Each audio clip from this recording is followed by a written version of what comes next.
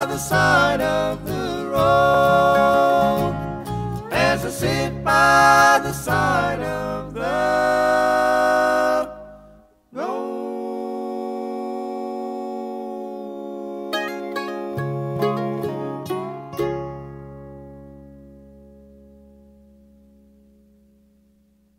You are listening to WOOP-LP, Cleveland, Tennessee. WOOP FM is a broadcasting service of the Traditional Music Resource Center, and we play America's original music. Where'd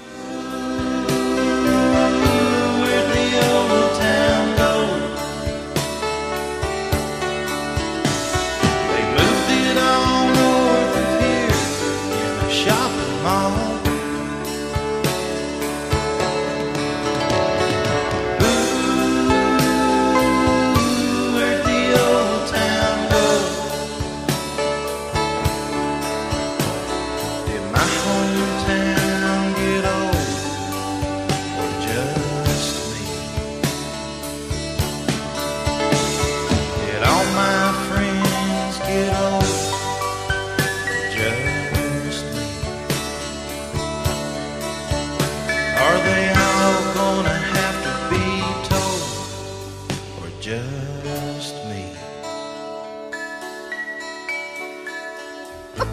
Good morning. You're live on Old Town Cleveland here on WOOP FM 99.9, or you can go to the internet at www.woopfm.com. You can call us here at 614-5553. And Deb, shut up and talk to us.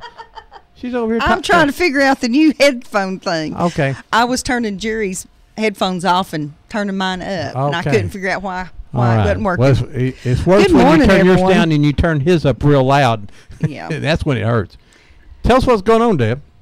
Good morning, Ron. Do we have everything recording this morning? Yes, ma'am, we do. Okay. Well, everything's working so far. Last week, we had a day that nothing worked. It might be my brain that goes out today, though. I don't know. Back by popular demand, we'll be talking about cemeteries today. And we have a friend with us today, Jerry Wormsley, easy for me to say. He's been on our show before, but it's been quite a while ago, and he was on with a different group, but he has helped over the years save the Silverdale Cemetery that's just down in the edge of Hamilton County. We'll be talking a lot about that today. Right. We're going to talk about cemeteries in general. Civil War graves everywhere. If you've got a family member that you know where they were in the Civil War and you know where their grave is, we'd like just for you to call and we'll talk about that. And I'd like someone from the SAR to call in this morning. I understand they are in the processes of trying to identify all the military graves in Bradley County. And I think if they call in, some folks can help them with particular graveyards. They've divided the graveyards up, and they are trying to identify military folks. If you think that you may have a and I'm sure Revolutionary War soldier or 1812 soldier, contact the SAR. You can contact me here at WOOP, and I am a SAR member. And also, I want to talk real quick about a friend of mine down at the O Cafe. That's in the You have a friend? Yeah. Well, he cooks biscuits for me in the morning. Oh, yeah. If you want the way to Ron's heart's through biscuits. Oh, yeah. He's not cute enough to marry, though, but I may make him a sister wife. I don't know. He's going to keep me, though. I finally figured out how to fry okra after all these years. Debbie and Jeff down at the O Cafe, they down here, it's right at the corner. As you go into historic Cleveland, Tennessee, they're at the corner of Inman and First Street. The Oasis convenience store, they have a deli in there called the O Cafe, and Jeff and Debbie, and they invite you to come down and get with them. And if you want to know what they got on the menu that day, call 584-7843. Has I got that right, Jeff? That's good, everything. And I think if you have any suggestions for them, about how something good to fix for lunch that you could pick up, you could kind of make those suggestions now because they're kind of in the planning process. They want to service the customers because that's how they make money. If they can make you happy, you'll come back and everything. So I have my morning biscuit there every day for like the last 3 years or something like that. I go in there and Jeff's waited on me, and when I walk in the door, he knows exactly what I want. I want a biscuit and sausage, and I'm real complicated. And that's what I get, and he has it. And time I get over to the counter, he already has mine ready for me. So, thanks, Jeff. And like I say, the Old Cafe, and call them at 584-7843, and they will tell you. And they're not one of our sponsors. They just, I like these people, and I'm going to, and the biscuits are good. And I, like I say, you can see me. It's been effective, very, very effective. Good morning, Jerry. What's going on? Oh, nothing much. This morning, Debbie asked me to come up and talk about the Silverdale Cemetery, and so I said, I'll do it. Well, great.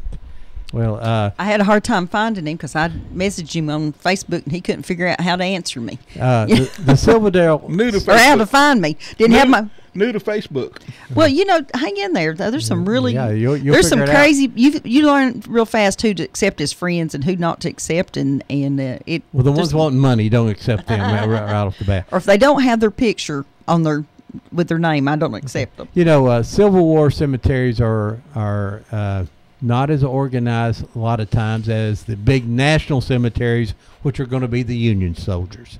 If you go to a national park and you'll see that they have a cemetery there, you'll find out that is Union soldiers. And I'm correct. Yes. So pretty much Confederate cemeteries are usually not as big as organized, and in the case of Silverdale, it just disappeared almost. And look, thanks to you guys, but Silverdale, go down the interstate. You know where the Harley Davidson store is. There's that. If you go around in that area, you'll see a portal, a concrete portal that goes back up in there, and you drive back up there, and that's where the cemetery is.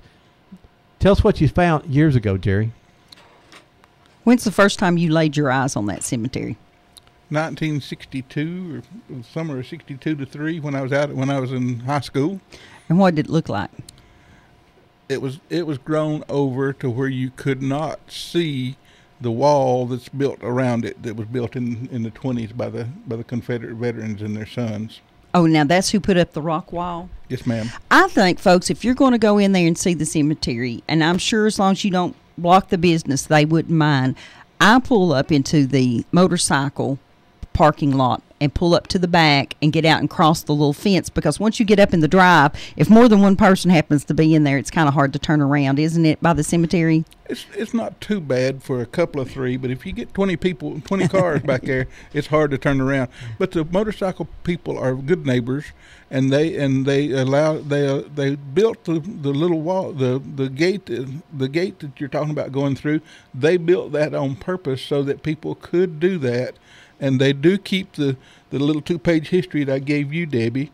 They keep that in there at the front desk. And if you want one of those and want to learn more about this cemetery, go to their front desk. They'll give you a copy of this. I love that. And some of the riders have adopted the cemetery, haven't they, in a way? Yes, ma'am. The Run for the Wall that goes from L.A. to D.C. for the Vietnam Wall for Memorial Day, on motorcycles. I mean, a bunch of them. Sometimes there's 700 or more in the parking lot when they stop here in Chattanooga, and they come up in. That's some rumble when they they wake up the dead there next door.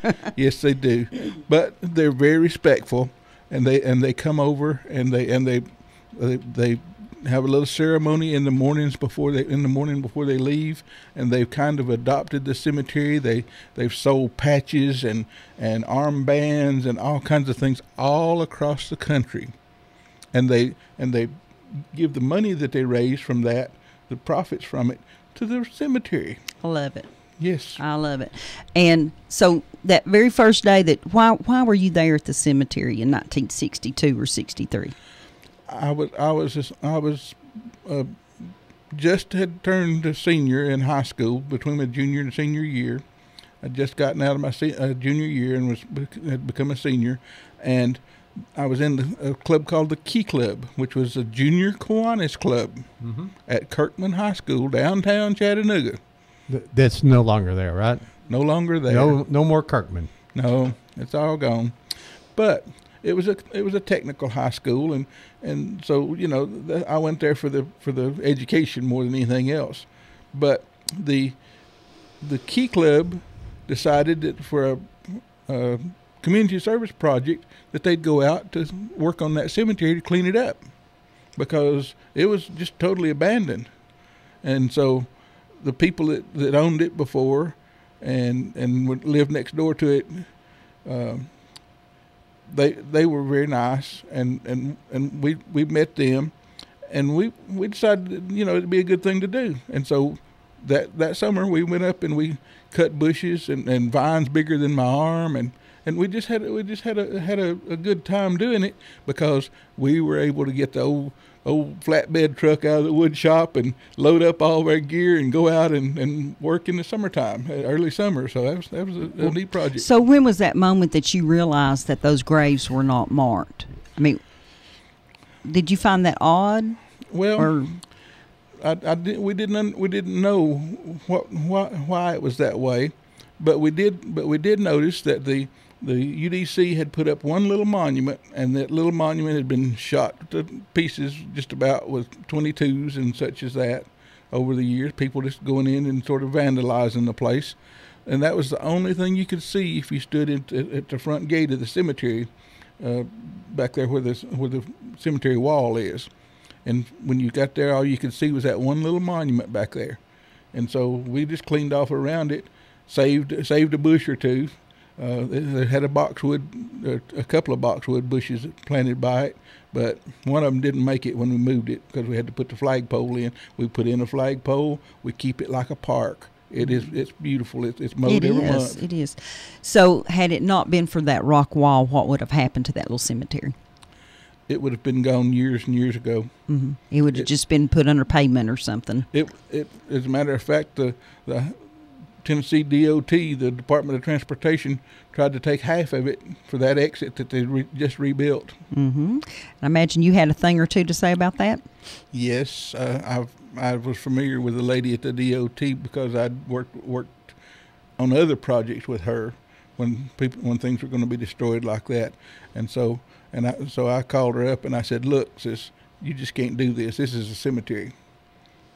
And I really think the cemetery is probably bigger than that fence to begin with. What do you think? Well, I don't know that it is, Debbie. We're going to find out. I think we're trying to get somebody to come in with ground penetrating radar to try to Now, identify. Lee University has ground penetrating radar now. Oh, they do. Thank you. Yes, and they, we asked them to do some work up here at Fort Hill, and they were happy to do that, with the understanding that we had to understand that they were new and they were trying to figure out their software. So you'd be happy to have people come down and train themselves on your property, wouldn't you? Oh, yes. Yes. And so when you saw it in the 1960s, there it was inside a rock wall. It had the archway. It had the metal marker there, or that's placed into the wall. Isn't there a metal marker there? Yes, that ma'am. One of those that was placed in 1938. A lot of them were, for some reason. They were all placed about the same time.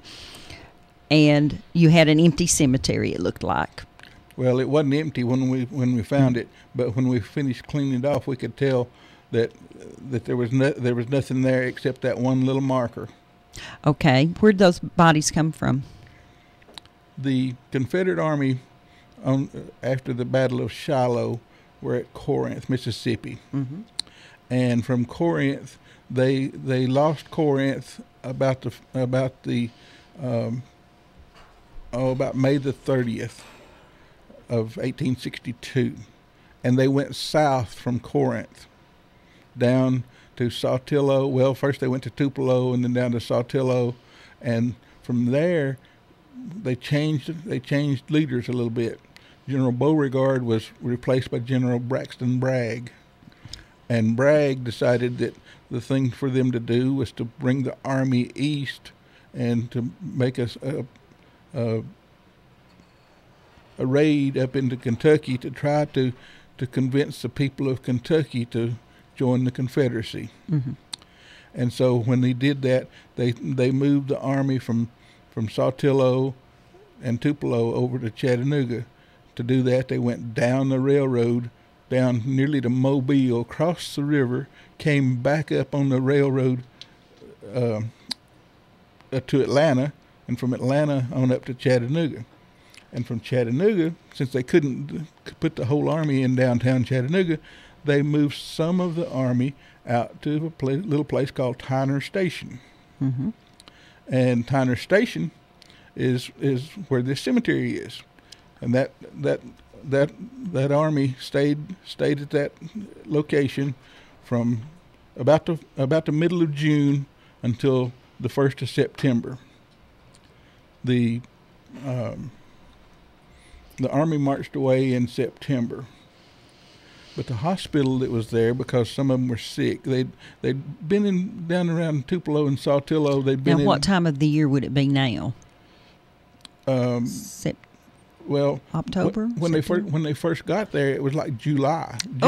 Middle of June to 1st of July, and they had been in some places down at Saltillo and Tupelo where it had been swampy. They had some bad water. They had some malaria, probably. They had a lot of disease.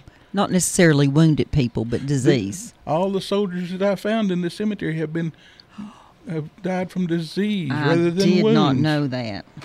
Not a one have I found yet that's been from a wound in 1862. Now, they stayed there from the middle of June until December, when it got too cold for them to stay in tents.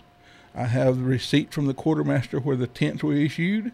I have the receipt where the man from Chattanooga were making coffins and supplying a 12-inch wide, 24-inch tall pine board for them to put their names and their outfits, their units on, shipping them out there from Chattanooga on the railroad. So when they died, they would all would stick up out of the ground was a board with their name on it. And we had that same thing, folks, up here at Fort Hill Cemetery. Fort Hill was the same. Where you come up and you see that big empty lawn. Just imagine those boards sticking up out of the ground.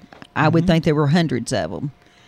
And they either painted or stenciled the soldier's name and his regiment, so that the family could find them after the war. How many people do you think, or do you have any idea how many's actually buried in that cemetery? Some of the early reports before it was plowed by the poorhouse or the almshouse over at Silverdale, the early reports said they thought there were 155, and I've never been able to find that in writing anywhere other than those reports that were after the cemetery was discovered about 1900.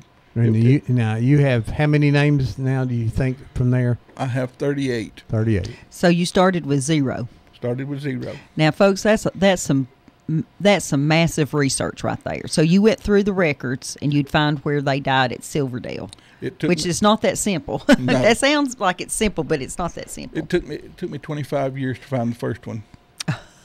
Now that's determination. I love it. I've been at this since '62, and that's more than 50 years. That's 52 years, Debbie. Well, I appreciate that. Of all people, I appreciate that greatly, because I'm sure there's people that have been looking for those relatives for years, and just knowing that they were somewhere, didn't know where they were. Yes, and as a matter of fact, we've had the band director from the University of Texas, one of their campuses out in Texas. His great-grandfather is one of the people that's in this cemetery, and I found him and got in touch with him, and he came here and witnessed his tombstone being put down. Wonderful. Back in the days when I could get the tombstone from the federal government. Jerry and I were talking about that before we went on the air, is that there was a time, being the caretaker of the cemetery, he could request those Confederate monuments, and they would be provided by the government. The Veterans Administration. The Veterans Administration. Well, with budget changes and stuff that's going on, now it has to be a family member. So now the responsibility for Jerry is not to request the marker and prove that the person's there, but he'd have to find a living person that's related to that person to request the marker, and that makes it a lot harder. A lot. And so we're kind of thinking that maybe with some grant work, we can make one monument that would have some names on them. Yeah, so you're looking at probably fourth generation of people that would have to do that, or fourth or fifth generation. Probably third and fourth, maybe some fifth. Yeah, third would have to be some age on them, right? Yeah, that would. So if we were to put I know that you talked about a different form of marker, but I have no idea how much a good sized marker with a lot of names on it would cost. Do you? I have no idea. they're fairly expensive because you'd have to be able to put 155 names on them and their regiments and the state that they came from. So it takes a lot of space. But we only know 40-something names, right? 38. 38. Yeah, but you'd want to make room for the others. 'Cause But if I find another one, I need to be able to add him. Well, that's Jerry's true. determined he's going to find them all. Hey, if I live to be 300, maybe John. Yeah, that's. Well, I really appreciate that. Now, something I do not know the answer to this at all. I'm just going to ask you maybe why is it called this area called Silverdale down there? Was this a property? Was this a family name or something else, or do you know?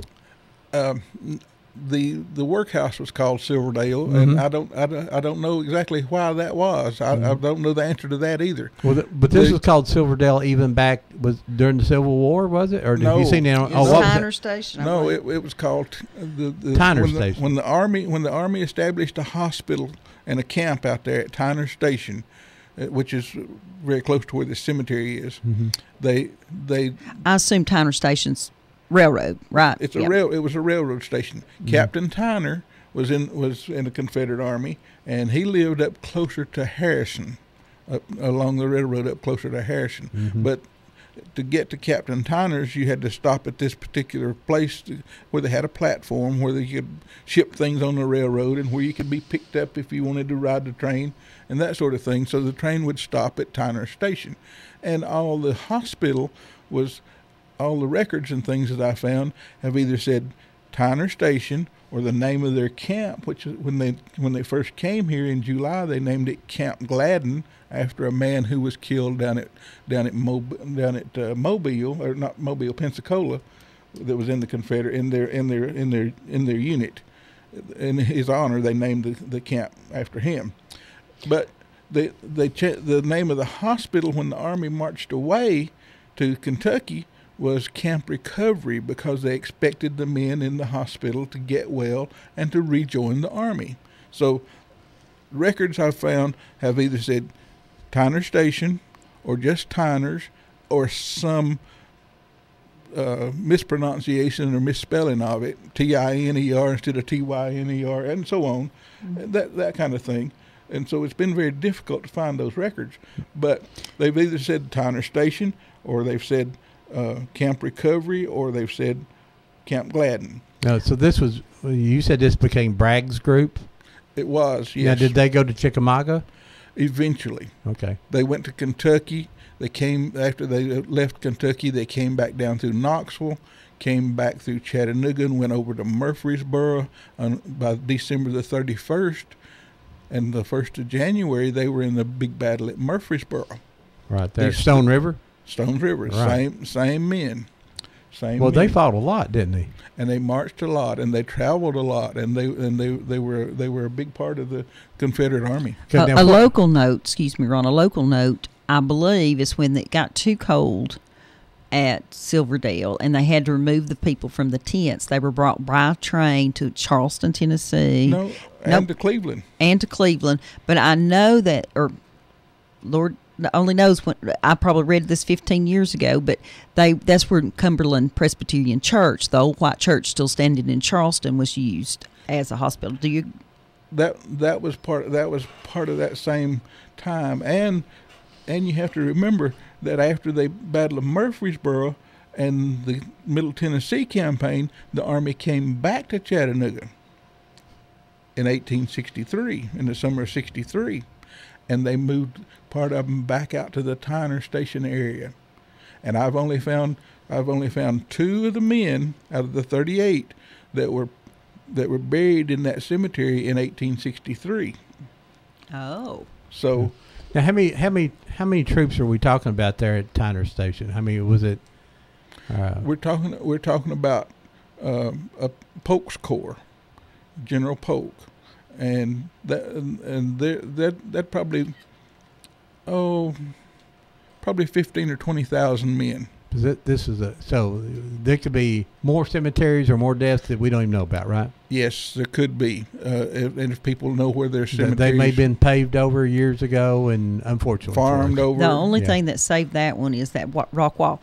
I gave a presentation at Black Fox Elementary School in a 5th grade classroom 2 years ago, and when I was finished, a young man came up to me and said, I know about that cemetery.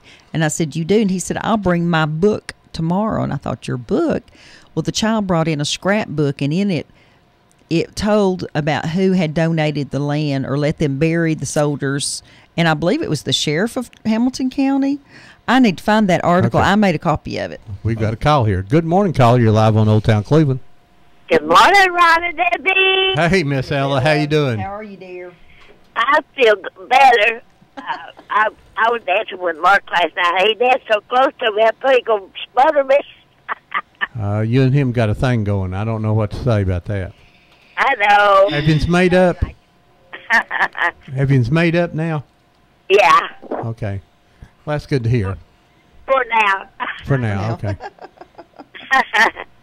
All right. All right, my sister's out running errands this morning, so. All right. Well, you have a good one, all right? Bye, Miss Ella. Glad you're laughing and having a good time. All right, bye-bye. I don't Miss know. Ella, being back in the Tennessee air with I the think she's Tennessee staying with Mark, moonshine. isn't she? Oh, She's back here in Tennessee staying with Mark now. I'm not sure. Good morning, live on Old Town Cleveland. Good morning, Ron Depp. How you doing? Hey, Bullet. What's up, buddy? I just want to make a suggestion, if I may. I've been getting with Gary Austin, and he's kind of having a problem up there. At Fort Hill. All cemeteries have rules, right? Yes. And people are not obeying by it. They're putting bricks, rocks, fences, and they don't realize how hard it is for him to take care of that. And plus, I'm having a problem at the Veterans Cemetery, but I'm gonna keep doing it. But I just wish people would kind of go by the rules because it makes it easier, makes it look better. And he's been having a rough time up there, and the people are not obeying by it. And Yeah, that's been going on, especially in the older part where the family members, may not still be living or whatever, or there's not anybody to take care of them. There's not a lot of problem, but Southern folks have a tendency to want to decorate graves, and I understand that from the depths of my heart. I understand that, but I also understand too that they want it mowed. Yeah. And taken care of. And when you put a glass vase on something and the guy on the lawnmower hits it with a lawnmower, you're going to have a broken vase and maybe an injured person and glass thrown everywhere. So, and people are really ugly when at the beginning of the mowing season when they go up there and they take all the stuff off the grave. So they just need to understand if you're going to have your people in a public cemetery like that, you can't decorate. well, I actually got cussed out up here about a month ago. Somebody was putting live plants in the veteran cemetery, and we don't allow live plants put in the veteran cemetery. And well, and it's unfortunate somebody took it out on you, but they just need to understand that's not what you can do anymore. It's not like a little country cemetery. Yeah, I just wish people would understand that we're just trying to take care of them. And but I told Gary that I'd get with him any way I could, but he's having a rougher time than I am. So. Yeah, he is. It's really unfortunate. I understand his problem very well, Miss Debbie, because we ordered the tombstones that lay flat on the ground for the ones that we ordered, and so that we could mow over them and around them and make it easier to weed eat and that sort of thing. Because if we put 155 in that little cemetery that we've got, it's only about an acre or so. It would have made it an impossible job to mow with a lawnmower. Right. You'd had to cut the whole thing with a weed eater. It's really bad. And Bullet here that we talked to, he and his, mostly him, but his brother helps him some. They take care of the veteran cemetery, but they're like you just because they're dedicated to it. And it's awful when people get ugly with you after when you're trying to do something good. Well, I appreciate you. Thank you, Bullet. Right. Bye-bye. You're listening to Whoop FM. I appreciate you too, sir. Yeah. He does a really nice job, and he keeps an eye on the cemetery. And before I even knew Bullet, I'd go to the cemetery, as we historians do often, and I wouldn't get out of my car unless Bullet's car was down there, because I knew that he was there and that who he was, and that it was safe for me to get out. And he kind of keeps an eye on things during the daylight. You're listening to Whoop FM here on Old Town Cleveland, and you can call us here at 614-5553. We got Jerry Wormsley. I got it right, didn't I? Yeah. And he's here, and we're talking about Civil War graves. We've been talking about Silverdale, and we'll talk about any graves. And if you want to talk about some of those Union guys, we'll talk about them too. Oh, yes. And but anybody, if you have a family member, it was killed, I'm sure they're all dead now, served in the Civil War, I guess I should say, or killed. Call us and tell us their story. We'd like to hear your story about your family member and tell us And where if they're they're buried. not dead, I want them on the show next week. Next week, yeah, definitely. Maybe, well, I don't know. I think maybe Tom Rowland's going to be on our Tom show next Rowland, week. He's yeah. almost that old. He was a private. He hadn't got up through the ranks yet. That's the mayor here. So, Deb, I want you to tell us real quick here, just and we'll get back to Silverdale in just a minute. But Deb does a lot of work with graveyards here in Cleveland. Her nickname is the Graveyard Diva. But there's one interesting Civil War grave. It's only one grave, and it's down on Blue Springs Road. And you've probably passed it a million times and didn't realize that there's a Civil War soldier buried right there in the front yard of a house on Blue Springs. Tell us about that guy. Well, his last name was Johns, I believe. Yes, ma'am. And what do you know about him? Well, I've been there many times. You've been there many times. There's stories that go around that, the war was over and the people didn't know the war was over and they shot him when he was walking down the street. But the official records say that he was down at Holly Creek in Georgia, I believe.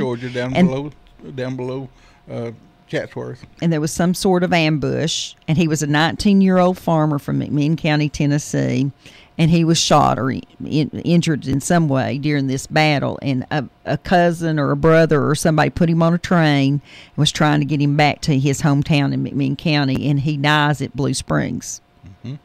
Or that he was from the hospital at Blue Springs, I'm not sure, but he died in that area, and he was buried there in that spot. Now, over the century and a half since then, the family, they built a house right there beside him.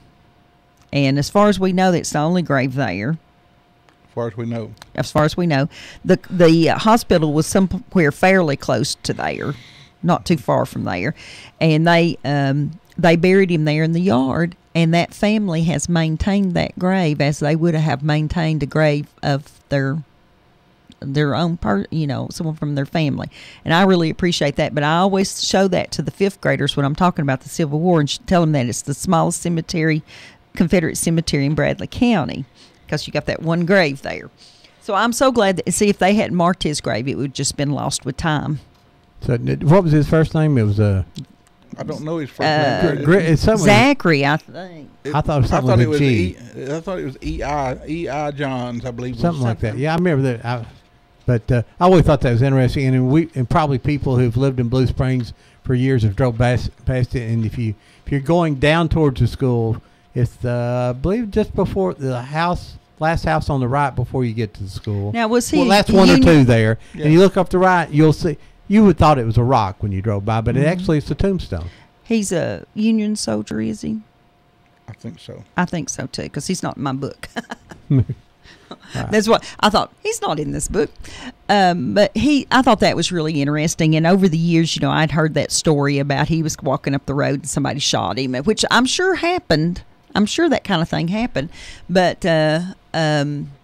Well, Jerry, is the other? I'm probably sure that there's other, but like I say, the Confederates weren't as organized with burying their dead as the Unions in the National Cemetery. Well, even the people that lived to be in their 60s and 70s after the war, here in Bradley County, you'll find them buried in the cemetery, and unless they just had no funds at all, they don't have a military marker for the Confederacy. Right. Because, they came back and tried to blend back in, and so it just wasn't mentioned. Now, there's a lot of Union soldiers here, too, that are buried without Union markers, but I find that the Confederate ones, the family couldn't afford them, and that's the only one that they got. But just having a Confederate cemetery is probably unique, more unique than it is the Union side, right?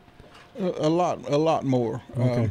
The Confederate dead after the war, they were gathered up by a memorial association run by a lady named Green from down in Atlanta, and they moved and they paid the people who had been slaves and that sort of thing to actually go out and dig up the Confederate dead and to move them to big cemeteries.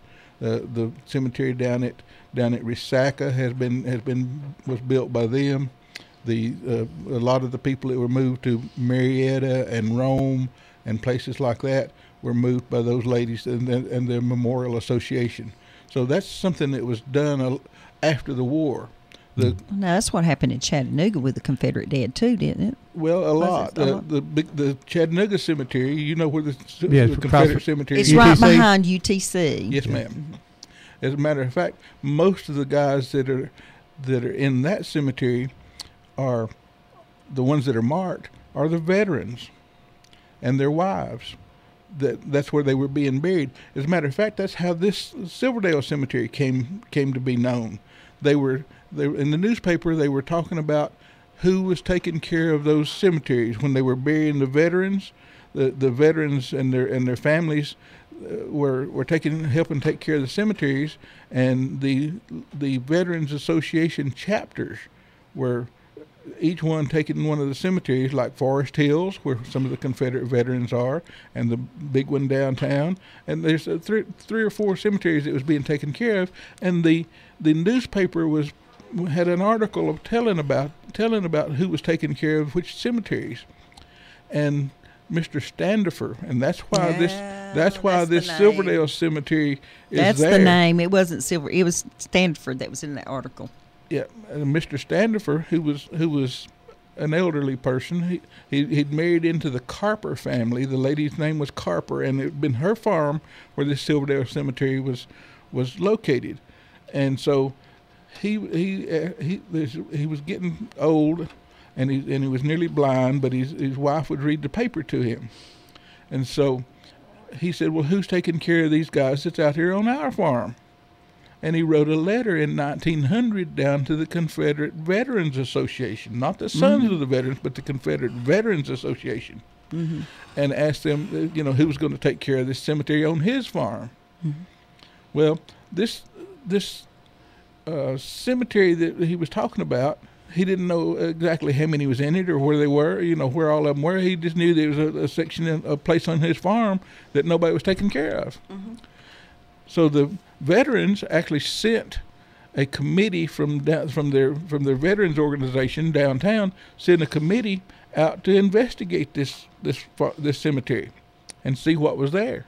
And I think this is how they came up with a number of 155. I've not seen that. I've read all the minutes of their meetings, but I've not seen the committee report itself, because that didn't always go into the minutes.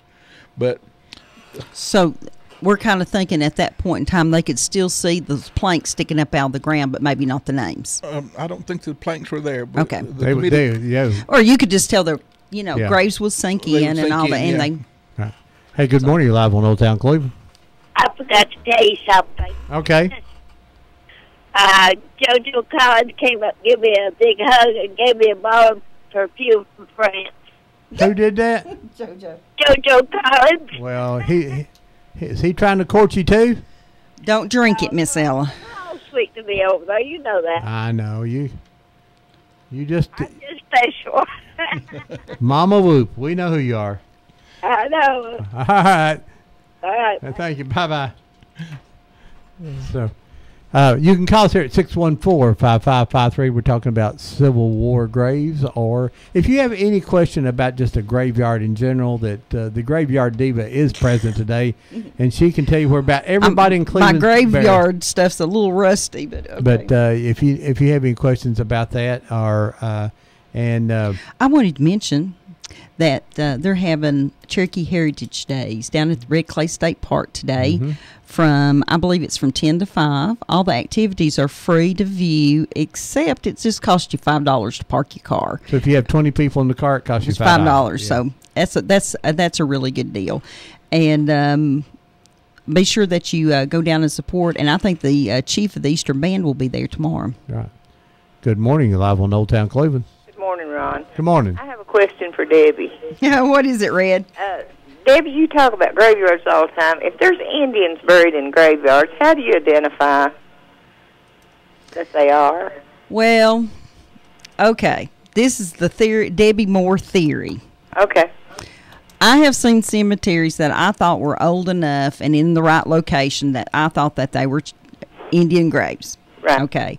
And Jerry's going to have something else to say about this too. But in this area, it seems to me that if they have a large stone that is buried standing up, that makes me think that they are Cherokee. They would be buried facing the east, most likely. Jerry, you think? What else do you think? Well, I've seen some places that I thought was the Cherokee cemeteries, and most of the time you can't even tell it's there. Yes, that's true too. Well, the rocks have been moved, and over the years. Well, or there's no rocks. They didn't mark graves with rocks until the white people came here. When the white men got here, right? Yeah. And then you had to kind of mark them because the white people couldn't see them, and they were sitting their barns on top of them. I know that we have relatives in the Eastern Band, or I do, and they could take you out and show you great grandma's grave, and it's just a little mound out in the woods, but everybody knows not to bother it. Right. And it's just a mounded up grave that was mounded up with, something like hard clay, and they don't mark them, especially now. They don't mention them because crazy people go out and try to dig in them. Right.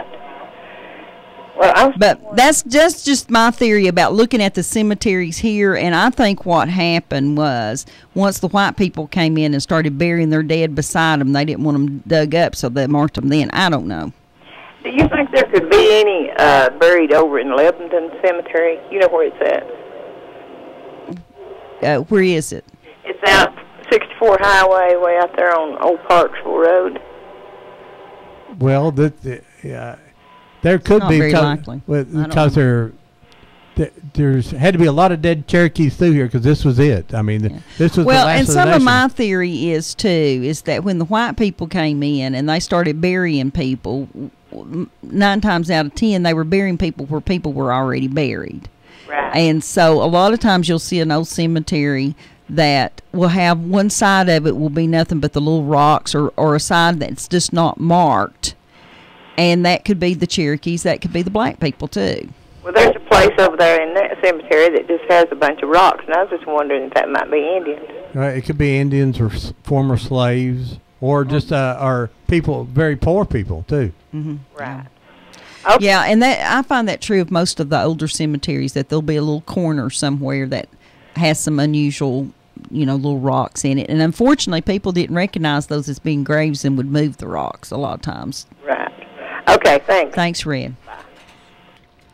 The Chattanooga Cemetery, you said, is predominantly the veterans of the Civil War, right? Well, the ones that are marked. Yeah. The burying ground for the Confederates at the time of the big battles and stuff like that, it was down by the river, over about where the Manker Patton tennis courts are. I don't know if you know the UTC campus very well, but anyway, over by the river. And I have Civil War pictures that actually show some of the tombstones that were there. I mean, they had the boards, not they weren't stones, they were boards. But it was on the riverbank, and the river would flood. And so it started washing the graves away. So which is not a good thing. That's not good. No. So and what year was it, Ron? They had that big flood down there, 1907 or 17 or something. Yeah, that the water came all the way up Broad Street and all that. There was more than one of those. Yeah. There's lots of them. 1869, 1870. In the it was a problem. It was a big problem, and they took those people that they could find when this Memorial Association people started moving graves.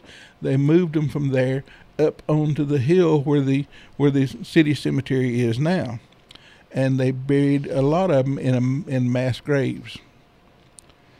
So that they were not identified anymore because the wooden boards washed away in the floods. So just like a Fort Hill here, just one big mass grave up here. That's what we believe. Some of them are in mass graves. Some of them who had a different kind of marker may have been identified at one time, and there are quite a few of them that are identified that they have records for. And there's a list. If you go online, you can find the list. It's UTC did one once upon a time, and I've seen it in 2 or 3 places. So do you think there's markers there for people whose bodies are not there, like memorial markers? Maybe. That's possible. It's possible. I mean, okay. Let me ask you. And then they moved. I'm sorry, Ron. When they were building Chickamauga battlefield, they found some graves. I mean, some people buried on roadways or something down there, and they moved those people there too. Not Yes. very many. Not very many. Not very many, but I've read that account too. Yes. Let me ask you a technical, more Civil War question. Well, if I know it. Well, if someone had led the Confederate Army in the area beside General Bragg, do you think we'd had a different turnout? Every time we go to a battlefield, Ron fusses the whole time about Bragg. General Bragg sure missed a lot of signals, and he sit on top of Lookout Mountain for a long time until Ulysses S. Grant got there with reinforcements. Well, the one of the favorite things to do in Chattanooga at the Civil War Roundtable group is to bash Bragg. Well, I can understand that. Well, you have to understand, Bragg and most of the Confederate officers were political appointees. They were not necessarily great tacticians. They had most of them had not been to West Point, although quite a few Confederate generals did go to West Point before the war, and some of them were in some of the classes with some of the ones that became presidents of the country. Robert E. Lee and yes, and so you understand that it had a mixed bag as far as the officers' corps, and so the way the war was conducted was being changed too, because it was very soon after Napoleon's Waterloo campaign and that sort of thing. So people were learning some different ways to do things, and so the tactics were changing, and some of the officers adopted the new changes, and some didn't. And so you had a lot of problems with how things were done. Communications was a big problem. I mean, his cell phone wasn't charged. No, no, his cell phone wasn't charged, and he couldn't call over and say, "Hey, you do so and so over here on the left or on the right." He had to send somebody, and so if they get shot, it didn't work. No, that's right. You don't know if they got shot on the way over there. I just had to ask you, Bragg, and then of course when they got after Chickamauga, he went up on top of Lookout Mountain, and he just sit up there forever, and Chattanooga was starving. There was 1,100 troops left or something there at one time, and before the 30,000 or 50,000 came down with Ulysses S. Grant. You probably know that story. I'm just trying to remember off memory here, which isn't very good anymore. There were quite a few in Chattanooga that were in bad shape, and until they opened the cracker line, that's what they called it, the supply line that brought the crackers in, which came across the mountain on wagon trains. It did not come up the railroad. The Confederates still controlled the railroad that came up from Bridgeport. Did they come across at Moccasin Bend on the ferry for the Cracker Road, or did it come? Where was it coming from? It was coming from Bridgeport, and so eventually it was able to come on Brown's Ferry, but that was only after Brown's Ferry had been relieved, like on October the 29th. The good news is the National Park Service has gotten a lot of that land now there at Moccasin Bend, and are going to put an interpretation center there, and so it'll be open to the public, hopefully in our lifetimes. Well, yes, the Moccasin Bend project has been on the books or on the radar as far as people trying to get it accomplished for 40 years or so. I know the bypass around Chickamauga. I first started on that 30 years ago, and whenever they actually built it, then the Relic Club that I belong to volunteered to go and do the metal detector survey, do the investigations as to what they'd be disturbing when they built it, and that was a good project, but it took 20 years or so to get it done. Well, and that's, I think a lot of times people don't realize what you guys do is you go out and you help them clear those spaces, or at least, so that they're just not bulldozed over without some study to them. And it's time consuming and it costs some money, but it needs to be done. John England sent us a note here that Bragg was the best general that the North had. that might be true, yeah. Ron and I went down to, we did a couple of things last Sunday. We went down to the Gordon Lee Mill. Is that right, Ron? That's right. Gordon Lee Mill down in it's the Lee Gordon Mill. I get it backwards every time. Yeah, it's the Lee Gordon Mill. Then the Lee's brother was Gordon Lee, though, and so I'm sure I The think Lee Gordon Lee's and- must have been related somehow. Right. The families were intermarried. Yeah. That, I Okay. thought, The Lee and Gordon's Mill, and they had a museum there, but don't go see the museum because that was the last day it was going to be open. There's a fellow that runs a canoeing business out of it, and he had been keeping the mill open so you could walk through the mill and look at the stuff, but now he's moved to a building nearby. So the museum's temporarily closed. But I want to give you this guy's number. If you are interested in taking your own canoe, he will do a pickup of you for only $15, which is really nice because I see these little people standing out on the river all the time with their kayak trying to hitch a ride. But anyway, this is down on the Chickamauga Creek. West Chickamauga. Yes, and you can get a canoe for a 4-hour trip for $35. Doesn't matter how many people's in it. And now this water is going to be waist deep. It's not going to be like riding the Hiwassee. So if you're a beginner or just want a more relaxing type time, this would be a good place to go. And we met a gentleman there, too, that had he came along before we left, and he had actually worked at the mill as a young man, and he was terribly interesting, and we really enjoyed visiting with him, and he told us all kinds of great things. But the canoeing business's number is 706-264-9096, and you tell him you heard it here. Canoes on are the- those open kayaks, either one. But the water didn't look very dangerous. Matter of fact, he was fussing a little bit because the water was low. And if you're going to go on Saturdays, his 15 canoes are already taken sometimes, so you need to call for a reservation. They're open April through October.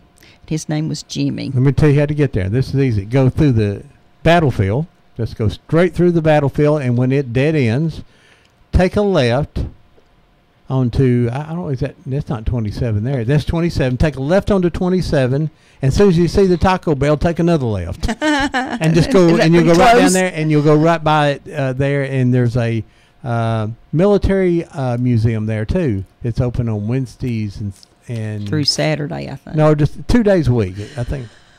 I don't remember now. I have slept since then. But anyway, we had a really good time, and we went through the park, the Chickamauga battlefield there, and we're always so thankful that was preserved because we visited a lot of battlefields in the last few years, and Chickamauga's one that remained pretty much intact. When you go to Kennesaw, you have to drive 5 or 6 miles between what you're looking at. And there's not much left of Kennesaw. You go up on the top of the mountain, then you come down, then there's subdivisions all along that, and quite different down at Chickamauga. It's pretty big battlefield. It was the first military battlefield preservation project. I think They redid their video that they show about a year ago. If you haven't seen it, you want to go down and see it. It was done quite well with reenactors and much better. I mean, the old one was good, but this one is good. For historians, Abraham Lincoln's brother-in-law was killed at Chickamauga, but he was a Confederate. He was a Confederate general. His name was Helm. Yes, right. Mm-hmm. And it's I guess is Mary Todd's half sister. No, it was Abraham Lincoln's half-sister's wife. Yeah, that's what I'm saying. Husband. No, it's Mary. It was Abraham Lincoln's half-sister's husband. That's right. Oh, okay. Okay, yeah, I got I that thought it was time. Mary Todd's. Okay. No, it was It's over on even his closer. side of the family. Yeah, but he had been offered a paymaster's position in the Union Army, but he was loyal to the Confederacy and went on down that way. Now, Mary Todd's relatives were Confederate. Some of them. Some of them. Yes. So, and I think that just shows how deep all of that ran. Is that Most every family that does research on their genealogy find either some Confederate or some Union or both in their family almost all the time. So we're all descended from these same people, and these same people were loyal Americans, all of them. yes? And when the split came, they split over their opinions and taxation and all these other things. But when the war was over, they came back together. There still were some bad feelings amongst some of them because of things that had been done during the war. But the country came back together. And Seems like to me that they forgave the soldiers more readily than they did the kind of guerrilla kind of guys. Those Yeah. guys all went out west. or Yeah. yeah. Well, they didn't want to end the war, though. They wanted to continue what they were doing. Well, they were getting away with murder. Murder. basically. They Murder, did. rape, pillage, everything. Calvin Brixey was one of them, Right. and he was in the Union Army, but he was from over around Tracy City and Hillsboro and places and over in there, and he had a group like that. Everybody's heard of Champ Ferguson, and these guys, and then there was another one called Tinker Dave. And these guerrillas were well known, and everybody knew who they were, and they knew what they were doing, and sometimes there was some bad feelings over what they were doing. I think Calvin Brixey wound up being killed after he had been in Nashville Penitentiary for a while. They let him out so that he could raise a regiment to go out west to fight the Indians. Well, guess what? When he was trying to raise a regiment, he didn't make it. Somebody capped him. So, but this went on both sides, Union and Confederates, and both armies had to pillage for food, and clothing and warmth and everything. So even when the Confederate army went through a southern area, they had to go steal food or commandeer the food. And Most of the time, they had people that were responsible for issuing receipts, and the Confederate government would pay those receipts, and the Union government would too after the war. But a lot of times, the Confederate soldiers would be respectful of the farms and that sort of thing, where the Union soldiers did not. They were of the opinion that if they were down here, that in the South, that everybody was Confederate. was to be under their control, and they could do whatever they wanted now, to. did the Confederates feel the same way when they got up towards northern campaigns? I don't know that they did or not. That'd be a good I've question. studied the Gettysburg campaign some, but I've not heard of anything being committed by the Confederate armies that was done up there that would have been like that. So I don't know if they did or not. They could have, but you don't know. Yeah, if You got to realize, though, I think what always upsets me, and you can read a lot about that in the book I put together, Confederate Voices, is that they basically came in and took everything they had and then would leave. And a lot of times it was just women and children. They took the wood off the barns and everything else. And They tore down their fences, but they killed all the livestock. And I mean, you think you could have left one milk cow for this family, but they didn't in a lot of cases. And then sometimes when the higher ups would hear about this, then a supply wagon would show up and kind of refurbish their supplies until the next bunch came through and stole it.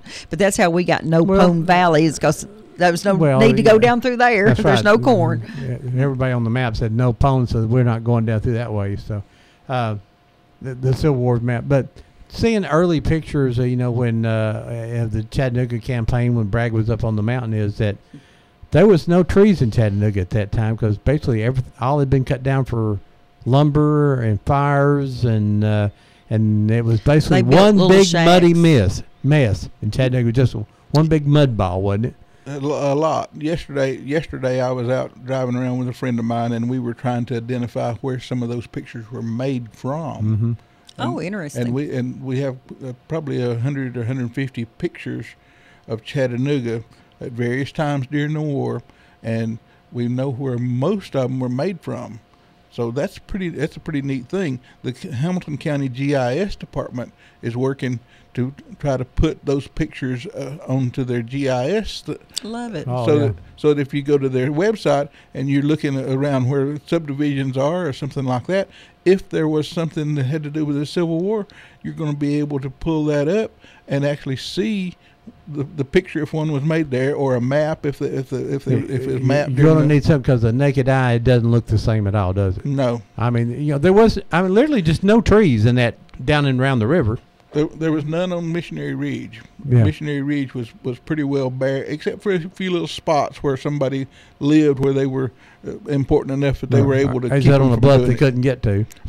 Well, yeah, maybe that, but Yeah, I always think about that when you hear that they charged up Missionary Ridge. You're thinking there was no cover there but stumps and rocks.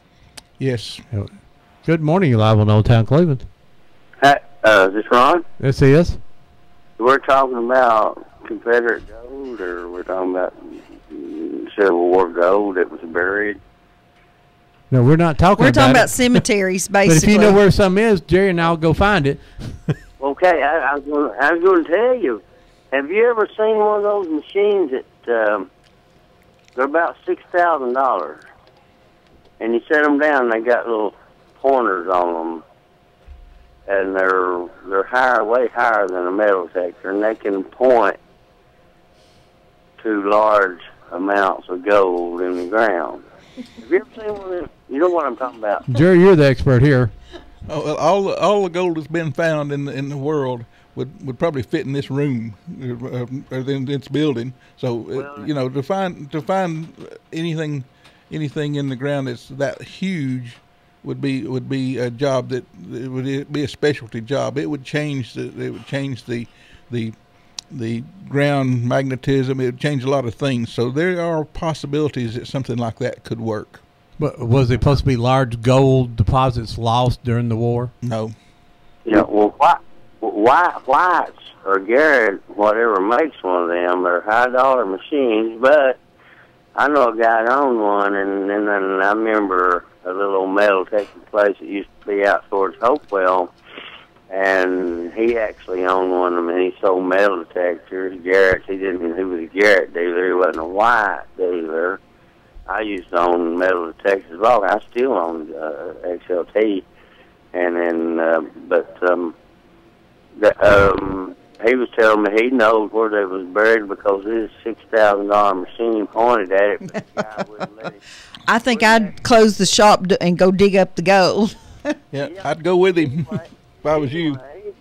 Anyway, let me try to hurry here now, and you know what would happen. You know, some like the Confederacy would be carrying their payroll, and their payroll was in gold bars sometimes. Yeah. I mean, they would even, I had it written down to tell everybody. In gold coins. All right. Huh? I'm sorry. Ronnie Carroll walked in with cat head biscuits, and we just can't do anything. Go ahead, keep going. They would know they was going to be attacked because they would have a scout, that would go out, and they'd know that here comes the vice versa Union or the Confederacy, and they would bury that payroll to keep them from stealing it.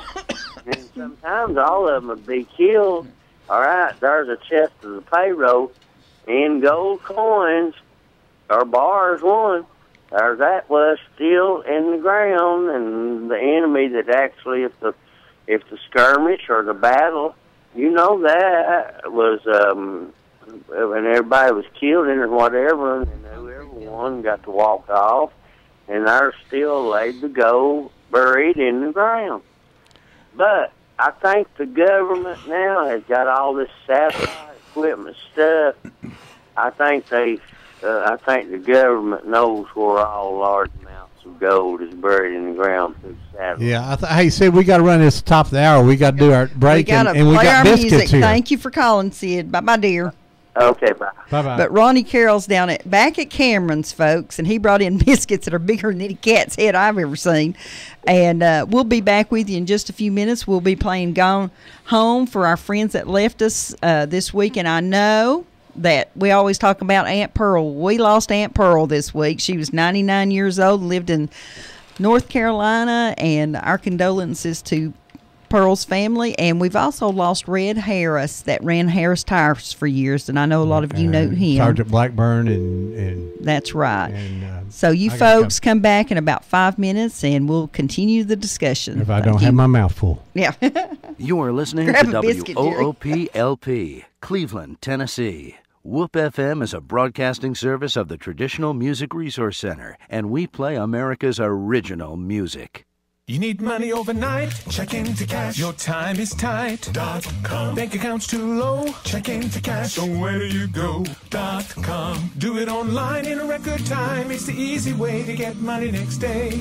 Do a quick click from home at checkintocash.com. Just stay in the house, check into cash, and grab your mouse.com. Get your money online, check into cash, right on time.com. You can be sure it's secure from our bank straight to yours. Do a quick click from home at checkintocash.com. No time to get away, check into cash. You gotta stay home.com. Hey, that's okay, check into cash. You can do it alone.com. Any old time, do it online. Just stay in the house and grab your mouse. Do a quick click from home. Get your money overnight at the right website. Do a quick click from home. Go to checkintocash.com. Wheeler Technologies has moved. Visit them at their new location at 490 Grove Avenue Southwest next to Bradley Rentals. Same great folks, same great service with a better location to serve you. Call Wheeler Technologies for voice, data, and security needs at 664-TECH. That's 664-8324. And remember, depend on Wheeler Technologies for the current time and temperature every day at 476-1111. Tennessee Alarm Contractor C1750. Criminal court is where the most serious cases are tried. There have been problems, so it's time for a change. I'm Sandra Donaghy, candidate for criminal court judge. If elected, I will work hard and apply my conservative values to every case, hold offenders accountable, and be fair to all who appear in court. I will do it right the first time. Please cast your vote for Sandra Donaghy on August 7th or in early voting. This is Sandra, and I approve this message.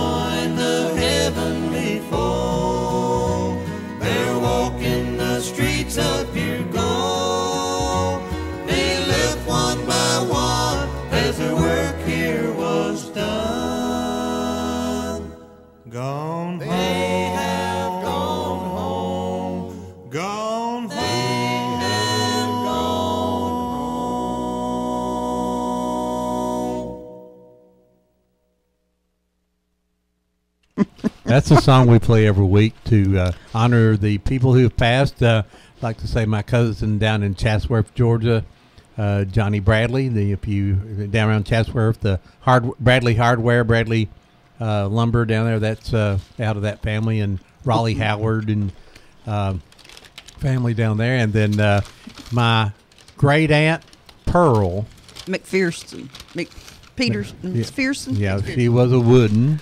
And she was a Cartwright, which related to the Wooden, excuse me. And Pearl was 99 years old, and she passed away this week.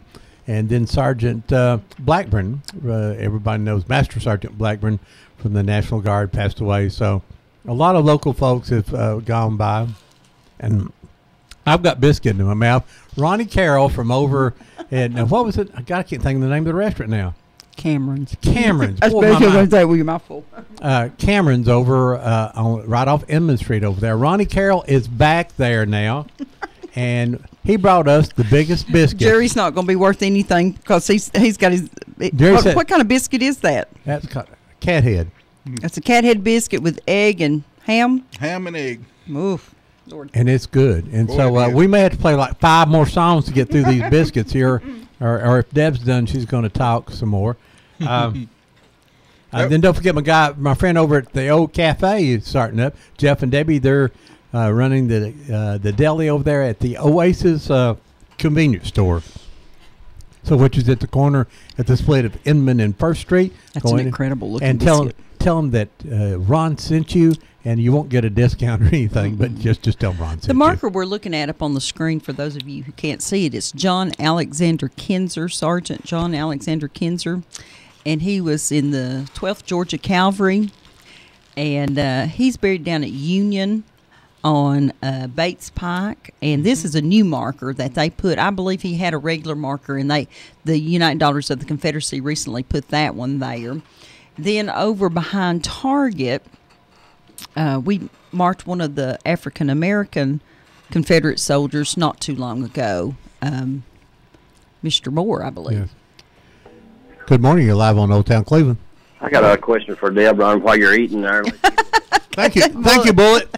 I'll ask Deb. I've noticed when I was at your house the other day, I noticed they've been working on the Cleveland Speedway, remodeling and grooming it and mowing and fixing the seats. Are they going to start having racing back there? They're going to start up racing in about 40 days, and we're really tickled. They've come in, and it looks like they're going to just not patch it together and open it up. They're going to fix it up so it'll be a good place to take your family to. And they plan to start racing in 45 days from last Monday. And it will be on Friday night, so we won't have Saturday night anymore. It will be Friday nights. It don't bother your sleep. It don't bother your sleep, does it, Ron? Well, I'll tell you what, it sounds like, it's kind of like living next to the railroad track or whatever. I said the silence has been deafening this summer because we're used to sitting outside when the air's warm out by the pool and the races are roaring in the background, and we love it. So we couldn't be happier about it. Well, I'm glad to hear it, too. All right, appreciate it. Thank you. Let me tell you a little story that happened up in Segoyansville, Tennessee. Is a gentleman went out into what was and this was in the newspaper, and Debbie Riggs sent me this article. This fellow went out into an old cemetery, much older than the cemeteries we have here, because of course there were, churches and things in that area before we had churches here. And he was going to take pictures of the graves and put them on the website Find a Grave, which is a great, remarkable thing to do. But he decided that he couldn't read the names on the grave, so he took him a wire brush and scraped off all the dirt and stuff, which does extensive damage. Not realizing he was doing damage, but he did it, and it looks really ugly. You look out and you see these beautiful old tombstones, and right where all the writing is, they're all the patina and stuff is scraped off of them, and that lets the elements in, like freezing rain and stuff like that, and it really does more damage than it does good. He should have taken a picture of the monuments and just posted the pictures the way the pictures appeared, and all the writing's there, so it would not matter that people couldn't read the tombstones. But he has been arrested for doing damage to the cemetery, and they said there's $6,000 worth of damage. Now, I don't know how you repair it, I mean, there's not much you can do now that the damage is done. So there's some big controversy about whether or not he should be charged, because some people going, well, those Christians at the church should be forgiving, and the folks at the church are going to say, well, he shouldn't have come in here and scraped up our tombstones. So I don't know how people feel about that. I think it's regrettable, and people call me all the time, Grandpa's grave has moss on it and we can barely read the letters. What should we do? How do I clean it? I said, don't clean it. Go buy you a tombstone that'll go down in the ground that you can read right in front of the old one. Leave the old one there and put a new one down on the ground. It's what I say to do. Quit eating, Ron. Start talking. And Ronnie Carroll, thank you for these great biscuits, and I'm glad to see him back over there. Our friends down at McDonald's Routine Club today, and we've already had a big breakfast. I won't need lunch till another 15, 20 minutes at least now. Deb, also I seen in the news where a gentleman using some divining rods has found, I believe, 300 graves. That's over in Dover, Tennessee. Did you see that, Jerry? And he used his divining rods, or whatever you want to call them, and has located what he thinks are Confederate graves. And the U.S. government says, very good, but we can't come just on that. You're going to have a little bit more evidence that there's Confederate graves there, and then it will be appropriately marked. Didn't he say there were 300? But that was there was hundreds, small hundreds, maybe 200 or 50. I thought it was 300, but it said 3. Yeah. Okay. I read the article. Matter of fact, the guy's last name was Griggs, and I got on the internet and tried to track him down because I was wanting him to call in today, but I could not find an email address on him or a phone number or anything. He runs a small military type Civil War museum in Dover. Have you been to Dover, Jerry? Yes, ma'am. Did you like it? It was okay. I liked standing there where the cannons are on the river, and you can just see what was going on there. And then a lot of earthworks there too, which is it's a real good example of earthworks. And they're good examples. Yes. Now, so what is your favorite battlefield, or which one do you think's really done well? See, I start comparing everything to Chickamauga, and it's hard. Now, I haven't been to Gettysburg, and I haven't been to Vicksburg. Been to all of those. I'm scratching. I've got Vicksburg penciled in on my calendar. I had relatives there, so I want to go there. So what? I don't really have a favorite, Debbie. Because it's always different everywhere. It's different everywhere. Shiloh is well preserved. Mm-hmm. Yeah, we went to Shiloh. Chickamauga is well preserved, and Gettysburg is too. So you don't know what you're going to see when you go to them unless you actually go and see them. You don't know which one you'd like best. And if you like the outdoors things, Chickamauga. I mean the woodsy things and nature type things. Chickamauga is about as good as any of them. Mm-hmm. But then again, if you look at the better preserved ones, well then maybe Chickamauga's not, because Chickamauga had Spanish-American War people, World War I people, World War II people doing training all over Chickamauga with bulldozers and tanks and digging trenches and all kinds of things. Coming out of the Fort Oglethorpe there? Out of Fort Oglethorpe. Right. I did not know that. Yes. And so, and when we did the archaeological work with their metal detectors for the archaeologists out of Tallahassee, when they were doing the bypass, mm-hmm. one of the biggest things that we found the most of was 45 slugs. Oh. We found so many 45 slugs that the archaeologist who was in charge of the project says, quit digging them up.